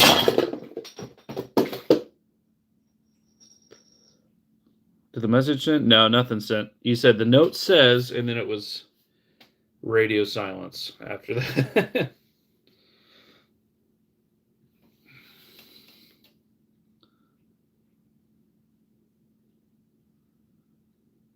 I'll try again. Okay. I appreciate you. I may have to move. I'm gonna have to talk about some other stuff while you're getting that all typed up. I can't believe that tipped over. That sucks. How are you today? I'm doing really good. I'm doing really good. I'm having a pretty good day. I got a job today. Not a great job. It's a little bit of a back step from what I was doing. A little bit of a pay cut, but it'll work because I'll be working with my wife, and she can work a shift, and then I can work the shift immediately after. So there's always one person home with our kids. But so yeah, I'm doing pretty good. Long story long. Is it true that you own Adventure Book 1? Oh, choose your own adventure. Oh, this is true. You're glad to hear you're back on the horse again. At least you can find something else. Absolutely. Yeah, I don't know. My plan, my main goal is to blow up and act like I don't know nobody. It's not sending. It may be too long. Maybe break it up in a couple messages. Yeah, make it shorter. But yeah, it's I'm working with my wife, so we'll be able to like one of us will work, one of us will be home with the kids all the time. I'll be doing a lot more like nighttime stuff, which means I can't really do carving. I can't really do like my blacksmithing stuff, except for like Mondays. I'll have that day for that. Just turn your back on the day one's like a real celeb. Yeah. And the note says, if you stare at me, I'll disappear. Okay.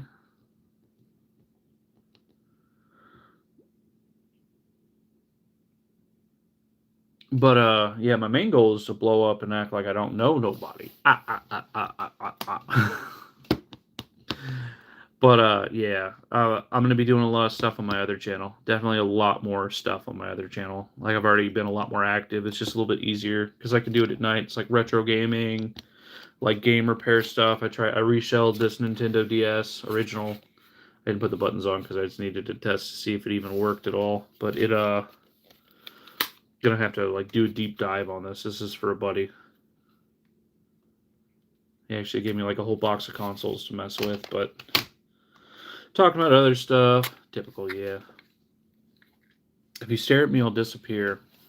But yeah, went flea market hunting and found this Pokemon Gold for $40. It's not sending. Oh no! I've been looking at the messages, and so they disappeared. The prophecy of the chest was fulfilled.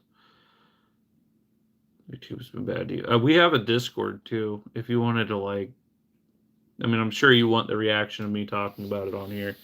I'm sure it's like some long setup for like a silly joke or something. I have another one. Don't worry. Is it an entirely new riddle? My brother in Christ, I don't know if I can handle another one. The suspense for this one's already been like 10 minutes long. But yeah, the other one's like a nerd channel. Nah, okay. I'm not gonna waste your time. I appreciate that. I have a head and a tail, but no body. Oh, is this? Am I supposed to try to figure out what it is? Head and tail and no body. Okay. Dang it! I was so close, Branches. I was gonna guess that. I was gonna either guess. I actually have heard that one before. But someone had asked it at work, and then someone argued that a snake would also be the answer because they were like, "Well, there's a head and there's no body because there's no legs are coming off of anything." It's okay, Branches. It's all good. I appreciate you being here anyway. No, I'm just kidding. The spice cinnamon comes from tree bark of a cinnamon tree. Cinnamon is technically sawdust. That is true. That is 100% true, but it didn't always used to be bark. You were locked in. I understand, man. Sometimes when you're just locked in, it just happens. I've ruined jokes that way, and I don't like doing that. Uh, but Steelers, I have a joke that's kind of like it's like a joke riddle kind of thing. Kind of like what you were doing. It's like it's a huge long series of questions, but at the very end, you go, okay, here's my riddle. What was the first question I asked you? And you always start with, can I ask you a question or can I ask you a riddle? And that's technically the first question, but they always assume it's the first question in the line of riddles. But that's like my joke. I thought that's kind of where you were going. Or the before, yeah, yeah. But yeah, the ADHD kicked in. I feel that. I feel that. With ADHD, you're either locked in or locked out. That's it. That's the struggle. Ooh, ooh, brother. Ooh, I picked this up on Facebook Marketplace for like $50 because it's broken. Uh, I just noticed the incredible amount of. Oh no, we're getting a light in here. We're not letting this one go. The incredible amount of dust. That's too much light now. Hold on. Oh yeah, that's right. This one's got different controls than my normal one.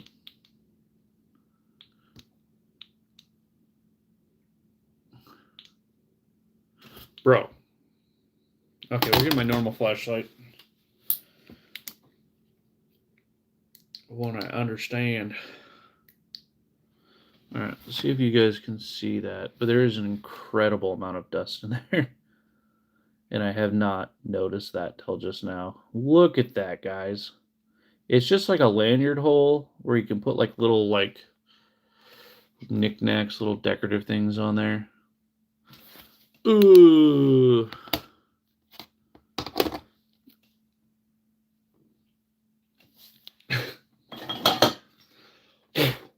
Dare I? Dare I hit it with some some air and blow this stranger's pocket lint all over my house. Let's see.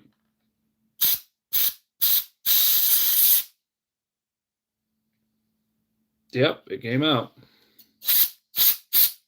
I don't think it showed on camera. I think it was coming out at Mach speed.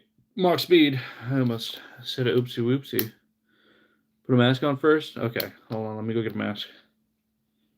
No, I'm just kidding. It's already too late. I've already got the lint long. Tasty, yeah. But yeah, it's cleaned up now. Quiet Plunder Shop. This is a family-friendly channel, okay, buddy? Moderators, you know what, Plunder Shop? Go ahead and ban yourself for me, please. Since you're a moderator. Just kidding, obviously. Don't ban. Don't ban Plunder Shop. He's a cool guy. I'm tired. I'm kind of tired that sleep can't fix. Just kidding. I'm being dramatic. Check out this cool Game Boy, though. The original riddle took way too many messages on YouTube, so I had to split it up into sections. I think YouTube just got confused on me. Yeah, it's... For being literally the biggest, biggest streaming app that's, ever existed, the biggest, video app that's ever existed, they do not have their stuff very well figured out, in my opinion. As a YouTuber, I'm allowed to have an opinion on that. As a streamer. Hey, you're the one blowing pocket lint. I am. You're right. I'm tired. I'm Cliff. Jump over. Hi, tired. I'm Cliff. Okay, I got you. One of my favorite, IRL trolls to do to people is whenever they're mad about something, I always go, okay, this is where you're at. This is where you want to be. There's a wall here. You can't go under. You can't go around. You can't go through. How are you gonna get from here to here? And then I love that. Thank you. It's Mystic Frog. You gotta tell him you gotta get over it, and then give him the bird. Yeah, there you go, Steelers. You know.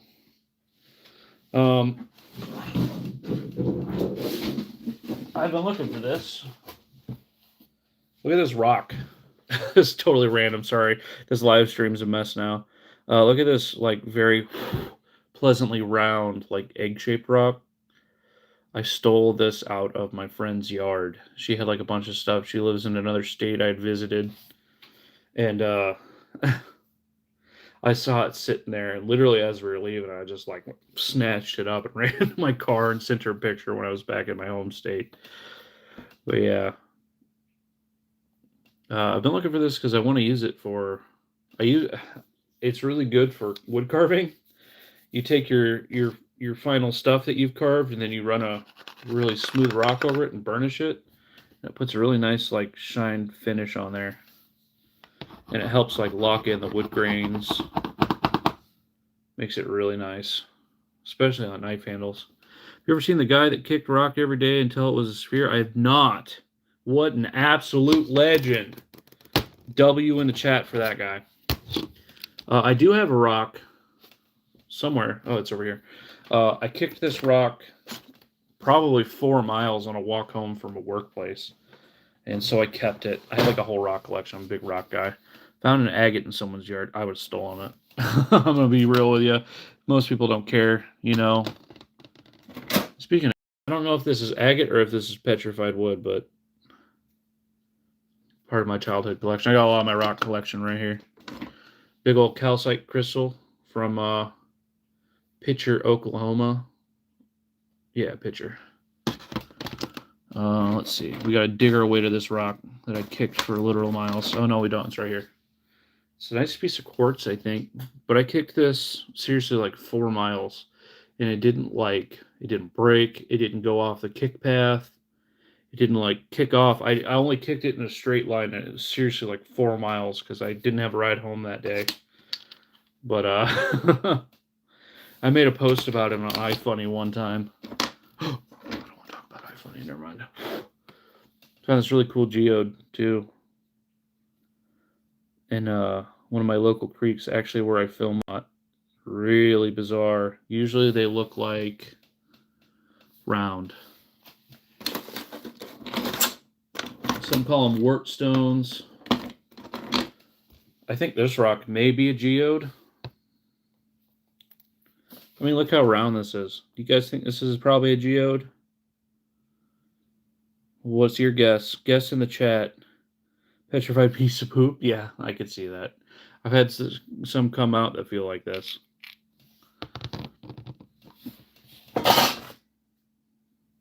What do we think? We think this is a geode, guys? Just because of how round it is? What do you think, chat? Kicked it 4 miles in one kick, I bet, with the power of frog. Yeah.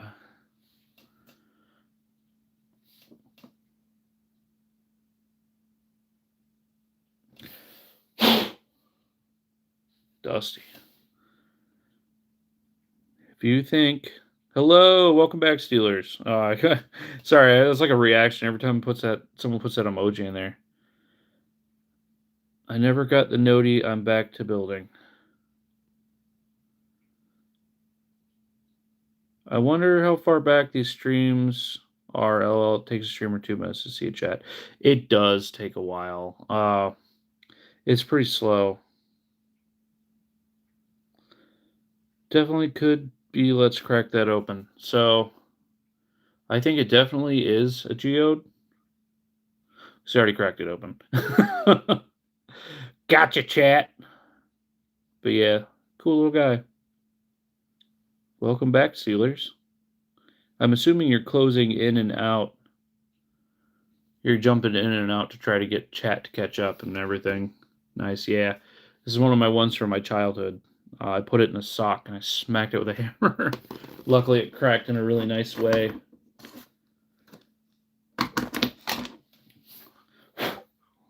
This is a piece of, I believe, it's either like a really rounded out druzy quartz or it's a piece of a cave. Maybe? I don't know.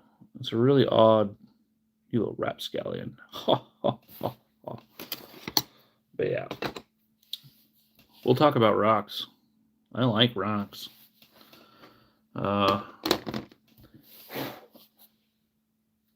Calcite and diorite, I believe that's called. Most of these are like childhood specimens. I beat this off of a rock myself. Don't clip that. Yeah. I am indeed a rapscallion, though. I have a lot of flint in here, too. Like, all my rocks from, like, business and for fun.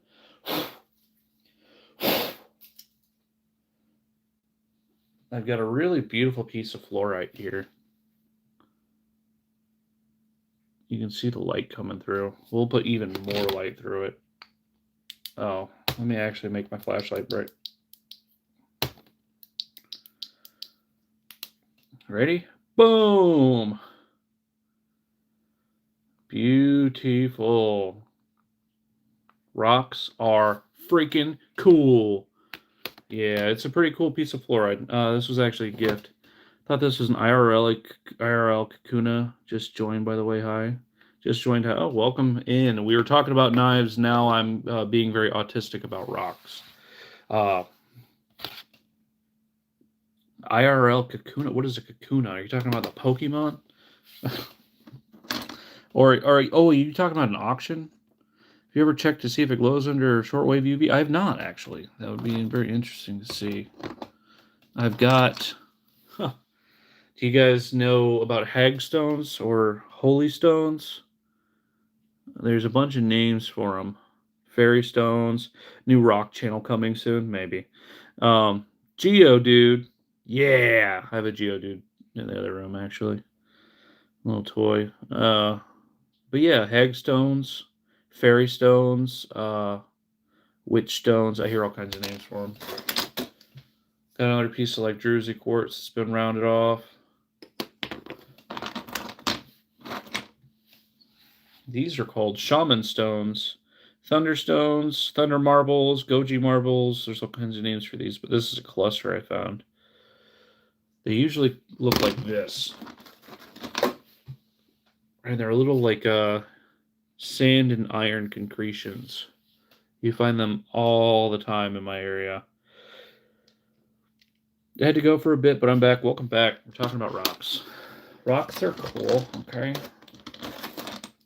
Here's a dyed piece of citrine. You can tell it's dyed by the, actually, maybe it is actually amethyst. It might be amethyst. That makes me think that it's fake because there's a cat hair on it. Oh my god. These were on my top shelf in my kitchen for years, so they're like dusty and got like a bunch of cat hair and stuff on them.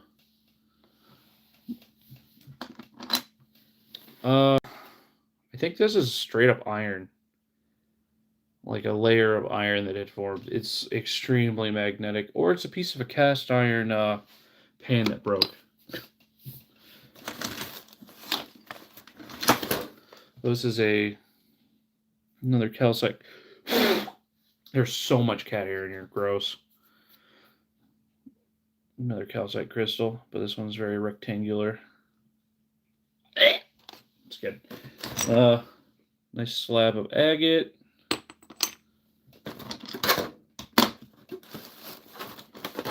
I'm not going through all these rocks. I just realized we'll be here all day. I gotta go pretty soon here, so I'll show you a couple more cool rocks. I believe this is slag, but I thought it was obsidian when I was a kid, but it formed a little too perfectly. Not tourmaline, though, but kind of looks like it could be. I do have some tourmaline. Oh, actually, I have a piece of tourmaline right here. Or wait, maybe this is a garnet. This is a garnet. Gummy bear. Heck yeah. Can you take a chunk out of your wall? I want to see cement rock. You mean like drywall? Like gypsum?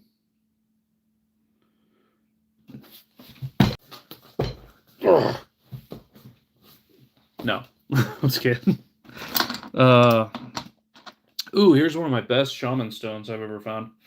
Like very naturally polished. Very, very smooth guy. You don't usually find them like this in my area. Wait, is light coming through? This is not a shaman stone. That's why. Oh my gosh, why have I never tried to hit this with a light? Whoa! Now I have no idea what this is. I thought this was a shaman stone for years. Guys, what color is this? I'm a little colorblind. Is it kind of like an orangish red? What is that? Is that... Want to hear a really good riddle? I'm always down for riddles, Steelers. Go ahead and hit me. What color is this, though? Amber color? There's no way that's amber.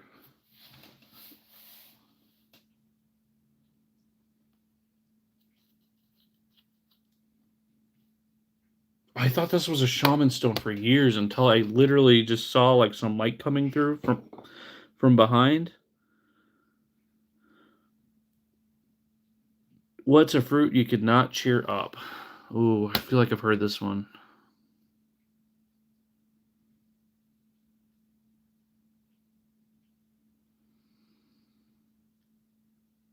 I don't know. I don't know that one. What's the answer? This is a garnet too. What's a fruit you cannot... I feel like I've heard this one. Want the answer? Let me give me a minute. Let me try. Fruit that you cannot cheer up. Tomato. That's the answer. That's for sure the answer.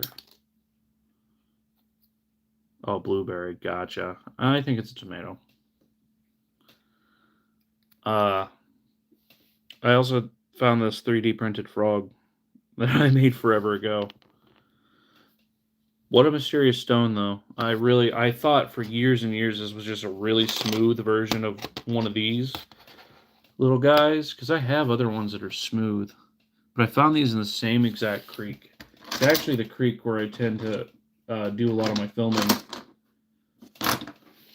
So yeah, I just thought it was a really polished one of these, because I mean, I've seen some look like this. But room has no doors or windows. The bathroom. 3D print Mystic Frog, maybe.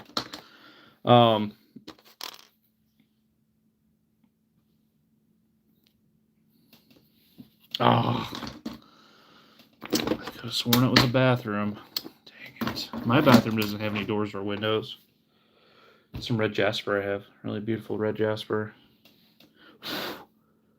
Picked it up because it was shiny and red.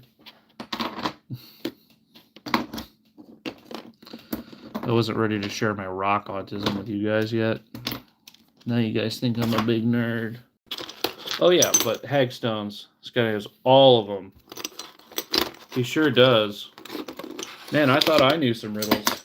I mean, those are kind of more jokes. I like the old riddles that sound like a, if a dragon asked you that, you'd be like, yeah, okay, that makes sense that you would ask me that exact riddle. What has a mouth but doesn't talk always runs but never walks?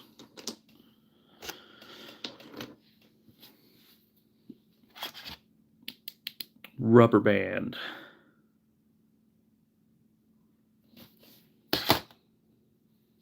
Aha, beat you to it, Branches. Oh, Branches, you knew my answer too, dang.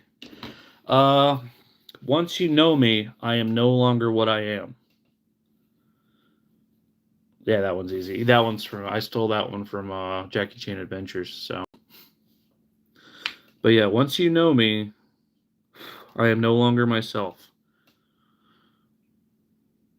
Nope. I mean, that would probably also work. Oh, wait, no, I left out the last part. Sorry. Once you know me, I am no longer what I am to you. That's what it was. Well, stranger would also work for that, but that is not the correct answer. That's not what I'm looking for. I really want to know what this is. This rock will... Stranger is a good answer. It's not the one I'm looking for, though. It's a riddle for sure.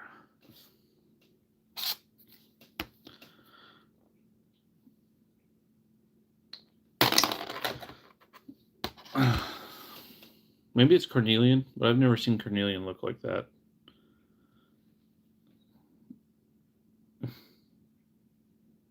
What more thing? A mystery. That's the answer. There you go. Good job, Branches. Okay, we got stump Branches. I'm assuming you know all the really good pop culture ones. Like all the ones from The Hobbit and stuff. I'm a genius. But don't genius live in lamps?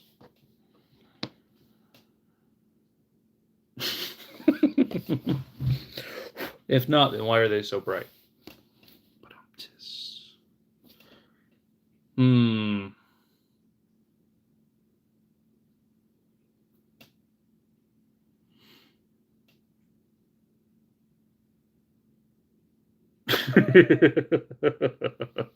Thank you. I appreciate you. Guess you're going to have to make wizard staffs for all your glow rocks. Yeah, let me go get my wizard staff. Let me show you that real quick. This, guys, is literally the coolest stick you guys are ever going to see in your entire lives. Just so you know. Prepare yourselves mentally.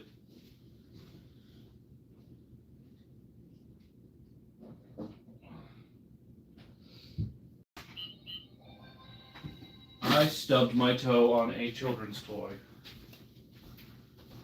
Alright. You guys ready for this? Because no, you're not. Literally the coolest. Yeah. Autism more than genius. Yeah. So, oh man, I love this thing. So, this is legit just a wizard staff. Completely formed naturally. So, it's got this, really cool curvature. It curves. So this is like a straight line. Don't know how this formed. However, I will say that this is exactly where my hand rests. First day in one of his streams and already subscribed. Definitely coming back to another stream. Absolutely. Thank you. Appreciate that, bro. He's literally the GOAT. Yeah. Okay. I don't know about all that. But I also have the other channel. You should also subscribe to that one too. My Retro Raider channel. Description of my channel has a link to that. So, This was given to me by nature. Literally, all I did was take some bark off of this. Uh, cool like knobbly bits, cool curve, whatever, cool. It's like pretty much a wizard staff, but it's a pretty mystic stick. It may or may not be the origin of the name Mystic for me. So yeah, it's cool, right? Like it's cool. It's like perfect hand grip. You can hang there. You can hang there. Uh, okay, but it gets better. We'll show you. Let's show you the bottom. So it terminates in this knob, which like splits into three, which is preventing it from cracking at all. It's got this beautiful like twist in it, beautiful wood. But the coolest bit is the fact that it's got this spiral right here. It's got like this perfect spiral right down like to the bottom. It's man, dude, this thing is like uh if my house was burning down and like everyone was safe, like the pets and the people, this would be one of the things I'd consider taking because it's literally like a nature-made wizard staff. Wasn't expecting a rock and stick streams. Hell yeah, yeah, it is really cool. I love this thing, man. This thing it's super super cool, and it's taken on like such beautiful age. I've had this thing over a decade for sure. It's been a long time. It's cool looking. Do you plan on making it into anything? No, I think it would be like I mean, because nature made this exactly how it was. All I did was take bark off, and it was already partially stripped. This was just in a pile of wood that someone had cut to like burn. They had cleared out an area, but I have done nothing to this but take the bark off. And some of it was already peeled, and it's like, why would the person who like chopped this down not see this and be like, oh, it's literally already the perfect height for like a walking stick. Like it's a perfect walking stick, perfect staff. Sacrilege, I agree. That's also why. Well, here's kind of a hard question. What did the 0 say to the 8? Oh, he said, "Can I ask you a riddle?" No, I was kidding. I'm sorry. That was rude. That was really rude. I thought about like epoxying on like a crystal on top, but man, it's literally just perfect. It's so perfect the way that it is. If this ever breaks, it's becoming a knife handle for sure. I'll cut a chunk out. I love this stick, man. I know that's like really weird. Nice belt. Oh, I see. I got you. I got you. Do you like my mean joke though? Was that clever? Was that funny? That was just mean. I'm sorry. I feel bad. Sorry, I meant like wrapping the top in leather, putting runes or carving on it. Yeah, see, I don't want to really carve it either. I've considered putting like a leather wrap right here where I mainly hold it. But man, it's just so cool. Yeah, like okay, cool. I didn't want to be mean to you. I felt bad. It's not in my nature to be mean, especially not on this channel. I'm not beyond telling someone to go, go jump in a ditch. But yeah, okay. So my other channel, I'm definitely gonna swear, and I will be a lot less filtered on there because it's just me like talking about things I like, spurging out about them. Look, Pokemon Emerald. This is a fake copy, just so you know. I'm sure you guys could tell if you know anything, but I'm on a hunt for Pokemon Emerald. But yeah, childhood game. It was like one of the last things my grandma got me before she had Alzheimer's. She declined pretty bad. It was like one of the last things I had. And then I lent it to a buddy for a few years, and one of his scummy roommates stole it. So, and then I was like, oh my gosh, I can't believe that I don't have that. I forgot that I had lent it out, and I hadn't played it or thought about it in years. And then I went to go like play it, and I was like, oh, it's gone. And then I was like, tried to remember who I lent it to, almost a decade earlier. I don't know what this rock is. I really like this rock now. I like it because I've thought about it for years. I just thought it was a normal rock. Do you like cat's eye? If so, who was your bias? Okay. I don't know if YouTube's glitching or you're sending that over and over and over again. But chill out with that. I don't know what cat's eye is. Uh I'm assuming it's like a K-pop thing, because the only time I've ever heard of the term bias was in regards to BTS. If I come across one, I'll send it to you. A stick?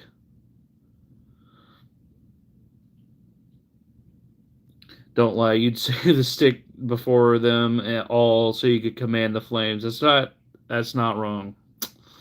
It does feel like I can call down lightning and command flames with that thing.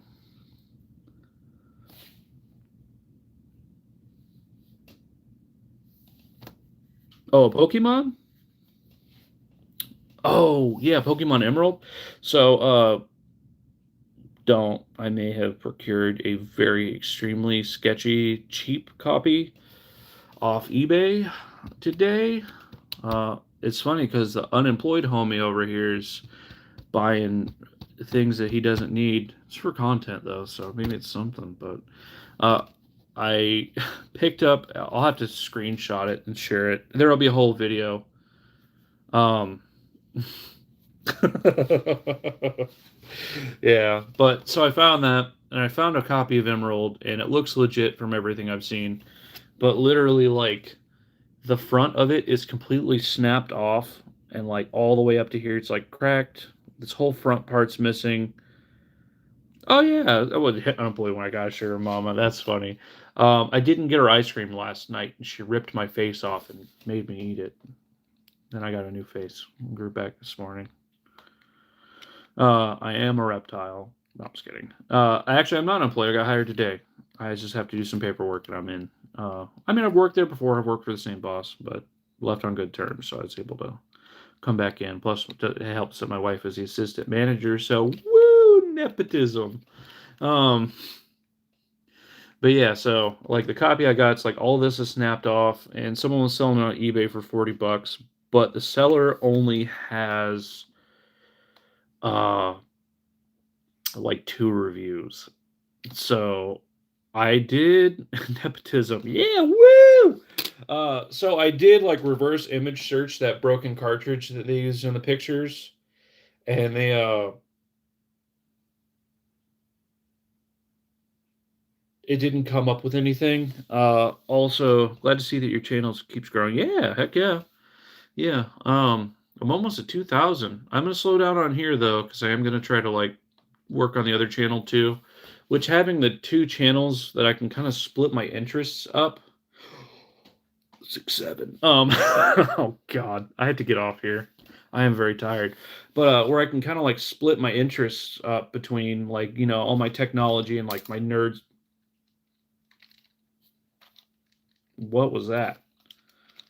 Sorry, it sounded like there's a screw loose in my Game Boy. This is my Game Boy Advance is modded. It's very cool. Look at it. Ooh, improved IPS screen. Oh, listen to this. Improved speaker. Ooh, buddy, that's minty. Anyway, uh, yeah, it does work better that way because it's like I have so many like specialized interests that I hyperfixate on. I have the outdoor stuff, I have the crafting stuff. I can kind of bounce between those on the 2 channels, but if I get burnt out on one or like if you have ADHD, you understand the 2 different kinds of tisms. Yeah. If you have ADHD, you understand that like you can't really force yourself to want to do something, even if it's something you're interested in. So this will give me an out. So on my other channel, it's gonna be a lot more loose, like vloggy style, uh, whatever games, game hunting, all that stuff.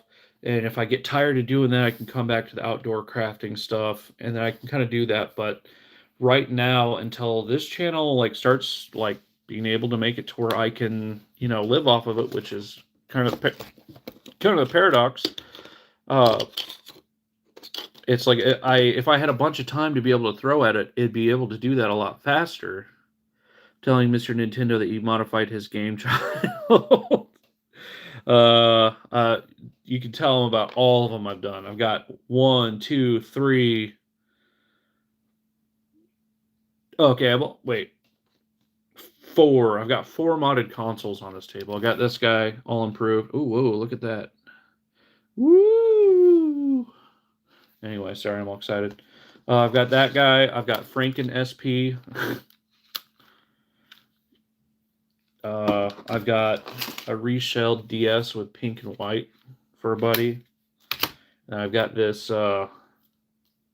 3DS with an extremely large battery. The battery went from like literally this size to this. Um, yeah. But yeah, it just lets me split up my interests. And your fake Pokemans. My Pokemon are real, okay, first of all. This one's from Detective Pikachu. Alright, they're all officially licensed. They all got the Nintendo seal. Thank you. Okay, first of all. This guy's official. You can tell by his little sticker on his foot and the Nintendo seal of approval. Even though he's got derpy eyes, he's a little special boy, and I love him. My Pikachu. Yeah, I'm not going through all my Pokemon. That's not what this channel's for. How many different channels will you have, or do you plan on having? I kind of want 3. This one where I do outdoor, like, survival crafting, outdoorsy, classical, like, man stuff. And then, like, nerdy, futury. It's like, I don't remember who it was originally that said it, but I have, like, past, like, traditional skills, like, I do flint napping and all that, and then I've got, like, let me grab it real quick. And then I've got my future boy vibes, where I make stuff like this, which is a cyber deck, which literally just, it's a computer. This is a portable computer that I built. It uses a cell phone mainly as a power. It has a cell phone and Raspberry Pi. You can switch between the two, but you should make a channel for creating new channels. Maybe. But I've got a pretty good experience of doing 2 so far. But yeah, so I also would like to talk about like deeper topics as well. I have 2 friends. Okay, so I have one friend that wants to do like he has a channel where he talks about like 2D animation, and the Mystic Frog guy, he actually drew that, and he had offered to let me use that and make a secondary channel where I just talk about other stuff. But I don't know if I necessarily want to do that because I was going to talk about like gaming stuff on there. So thing is pretty cool. It's dead right now, or else I'd show you it powered up. I actually did my 1,000 subscriber giveaway or 500 subscriber giveaway. I showed the winner on this. But yeah, it's pretty cool. It's literally a waterproof box that's no longer waterproof because this. I haven't made a handle, but this is how you turn the console on and off. And then these switches, of course. But I don't even think this battery has a charge. Yeah, she's dead. Which I'll charge this up because it's a pretty cool thing to show. But yeah, like talk about like my cyberpunky future boy stuff, and then I've got like my woodworking and flint napping and blacksmithing, just different channels. But I'd like another channel where I talk about like I'm really big into like folklore and superstition and no way, who killed it? Yeah, neglect. My own neglect of not plugging it in ever. But yeah, just like where I can have variety. And then, like another channel, I really like spirituality. I really like I've been learning about like different forms of divination. Divination's like tarot reading, and there's all kinds of different kinds. One of them's done with playing cards, which I love playing cards. So I've been reading this 54 Devils book. I actually know the guy who wrote this. That's kind of what got me into this whole thing. And then I'm learning about I Ching, which is Chinese divination. It's like this came with like a little kit. I don't do the divination stuff with that. I find it fascinating. But I would say that was probably out of high school. It's like my big and during high school is learning about different spiritualities, religion. Um, yeah, look at all those stickers. But yeah, I really like that stuff too, and like compare like it's like really fascinating, like Afro-Caribbean traditions and how that's like a blending, like it's a melting pot of like Catholicism and different like native, indigenous tribes, American tribes, and island tribes, the Taino people, uh, how their religious beliefs fused into another thing when they all came to America, and how that's evolved over the years. I find social evolution of like beliefs like that just completely fascinating. I'd love to have something where I talk about that, something to kind of tickle the intellectual side of my brain, um, and then talk about like my nostalgia stuff, and then the skill based stuff I really like. But I'm gonna stick with these two for a while. I have a friend who she wants to do a podcast with me, and I was like, "Well, we're white people in our 30s. We should do a podcast. I think we're legally required to at some point." Hello, welcome.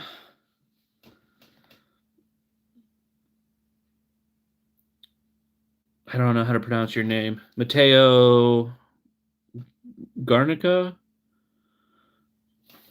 Welcome. Primal Skills, Bushcraft channel, 2 Techie channel, 3 Occult, and or like podcast channel. I wouldn't say like exactly occult because I would discuss like the differences between like Christian denominations and all that. The way I kind of view like religion is, I would say, no, I wouldn't say it's totally unique.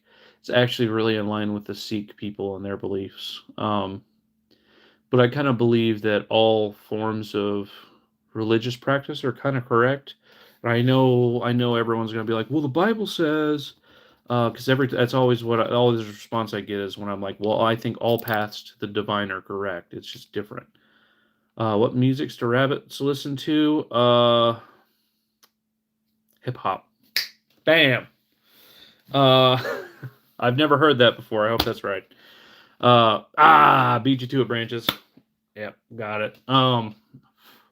Maybe actually, I don't know. The chat moves faster than my live stream, but I totally derailed my train of thought. Oh yeah, but not exactly like occult stuff, but like the differences in like denominations, and I believe all paths to the divine. Like picture the divine as like a spring on top of a mountain. I like to use this analogy a lot. And as the water that flows out trickles down of the mountain, it splits and becomes different things, and that's different gods. Let's use storm gods, for example. There's the Celtic Tyrannus, there's the Greek Zeus, there's the Norse Thor. They're oh, that's part of my bandana. They all kind of trickle back to the same, like their representations of different parts of the storm, but all those different beliefs, all those different faces and different masks are all the same thing. They all come from that same spring. And I believe as long as you climb up the mountain to seek the divine, which if you're atheist, I don't care. That's your own thing. It doesn't bother me. I don't know why some people are so against it. Uh, if you climb the mountain and seek the divine, it doesn't matter which path you take or which stream you follow, you're all ultimately seeking the same thing. That's just kind of my belief. Used to say, no matter what you believe, live a good, clean life, and you're going to the same place. I think that's true. I think that's 100% true. I think, like, the ultimate goal of most religions, that would be like a video idea. Would be like, what's the ultimate tenet of each religion? What are the tenets of all these religions, and what things do they share? And find the common denomination between all of them. Usually, it's like do not kill people. Most of the time, it's just don't be a dick. That's pretty much what most religions boil down to. The derivation of many religions seem to have the same original origin. I agree completely. And you can trace it back like historically.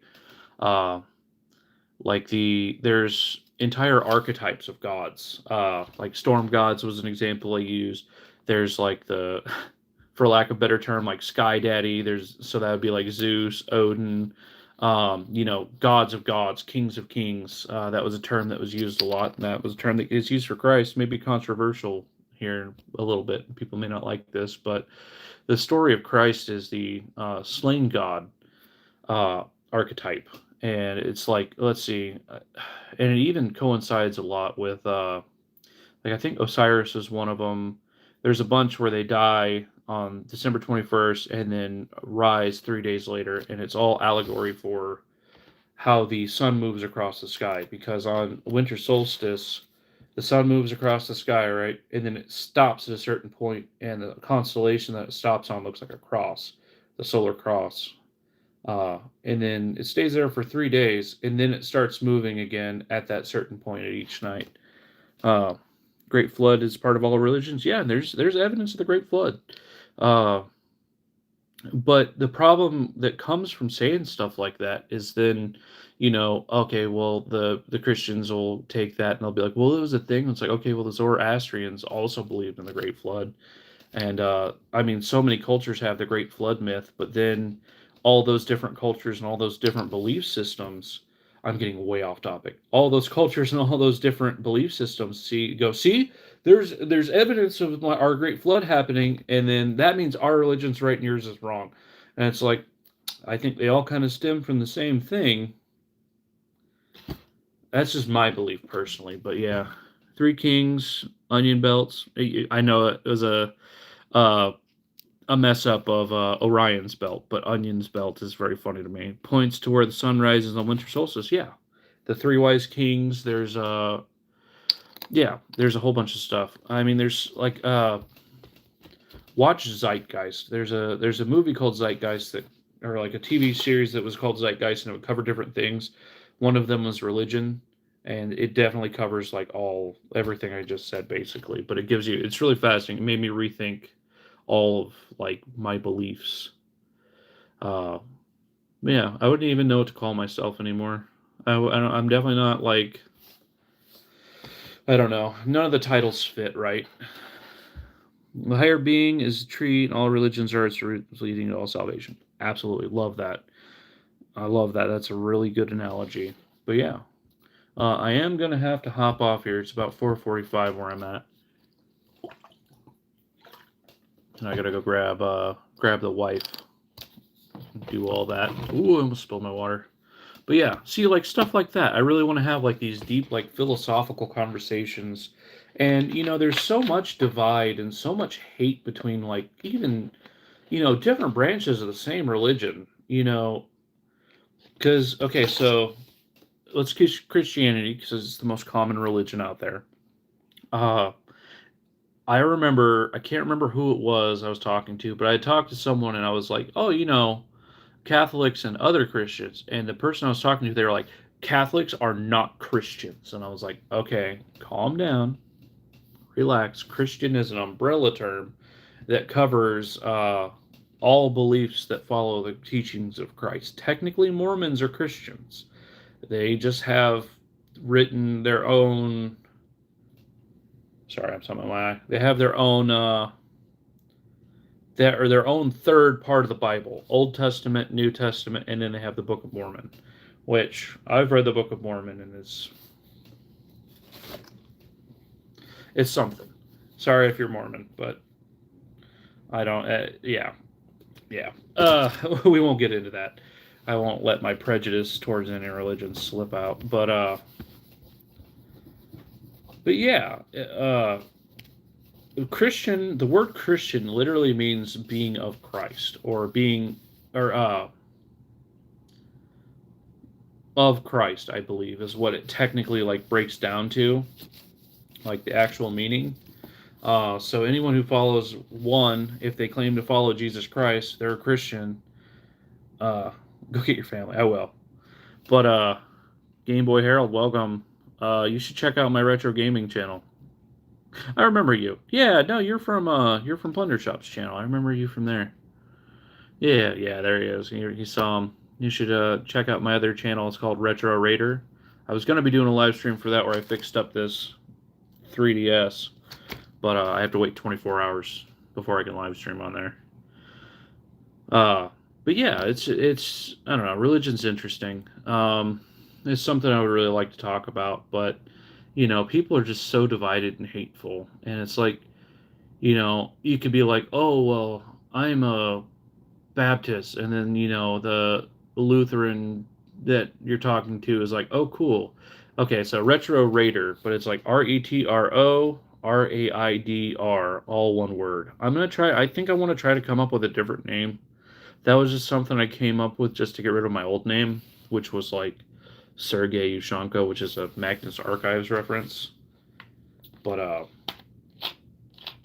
yeah, the link to my other channel is in the description of this. I just posted video where I went sub here there. Heck yeah.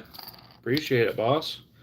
But I just posted a video where I did some retro game hunting, and spoiler alert, I got a nice copy of Pokemon Gold for $40. Retro Raider, you like that title? You like that name for the channel? I also do. But yeah, for $40 I picked up this game. This is a modded Game Boy Advance. Pretty slick. I didn't mod this one. I have another one that I did mod. The only thing sucks is it's a dry battery, so I just gotta solder in a new one, which cool. More content. That'll be a short for sure. But yeah, I'm gonna hop off. Gotta go grab the family. You guys all have a really great night. Thank you, Richard. You think Retro Raider's good too? Cool. Thank you, SickMick66. Everyone say that 5 times fast.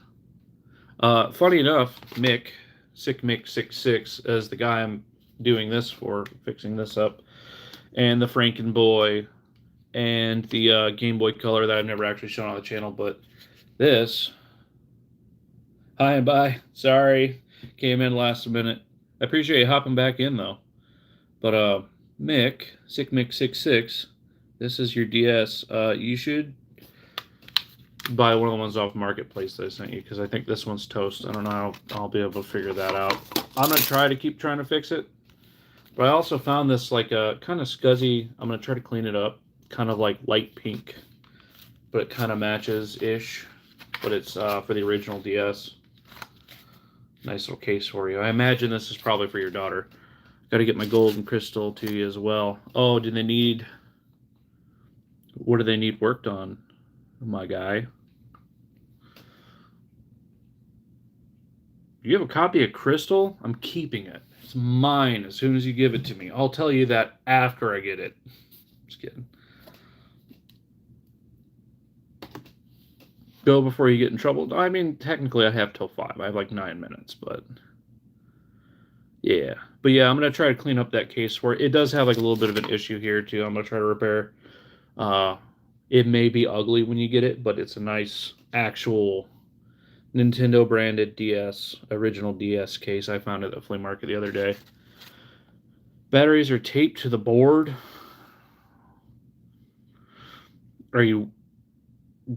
Does it save?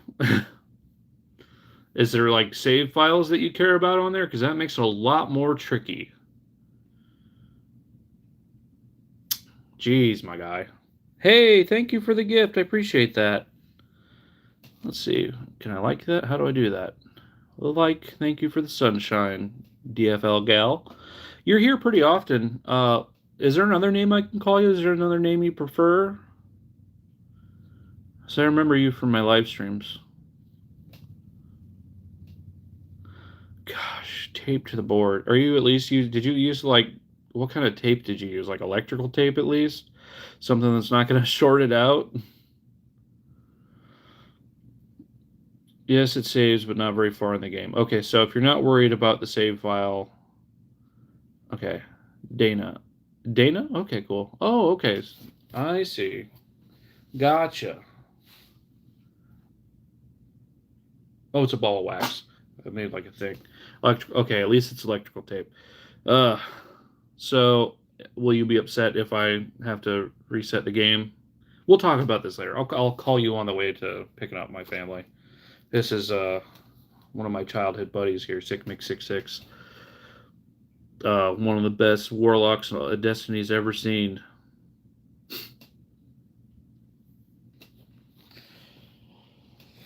I watched this guy one time cross map Nova Bomb an entire team. If you guys, oh yeah, I guess I could have just shown you the actual battery that this entire giant battery replaced. This battery for this went from this size to this entire thing as a battery. Warlock Master Race, yeah. All right, chat. I appreciate you hanging out. What an absolute Chad. Absolute Chad. You know, Voidbringers are pretty cool. Warlock Master Race for sure. Uh, Stormcaller all the way, bud. Peace out, Girl Scout. Yeah. Uh, I'm personally a Stormcaller. Not that I play Destiny anymore because it is bad now. I will talk about that on my other channel probably. My experience with Destiny and how it almost ruined gaming for me. But yeah. All right. Pleasure as always, you absolute legend. Thank you, Branches. I appreciate that. You're a nice guy. But yeah, I'll probably be doing a lot more. I'll probably stream here once a week, try to get content once a week on here. But the other channel, like I said, is going to be a lot more busy because I can film like I filmed it one day, like 10 shorts and 2 regular videos just from having my kids. It's just a lot easier to do this because I don't have to travel unless I could take my kids where I travel with that too. But yeah, rambling, blah blah blah, Midwest goodbye. You guys all have a really great night. Appreciate you watching. Like, comment, subscribe, blah blah blah. YouTuber crap. Uh, excuse me. Check out my other channel. Uh, you guys all be safe out there. Get out in the woods, stay safe, and I don't know, continue being the coolest subscriber base in the entirety of YouTube. All right, guys, have a good one. All right, bye forever. Don't worry about to die a day. It's 3. Okay. All right, bye forever.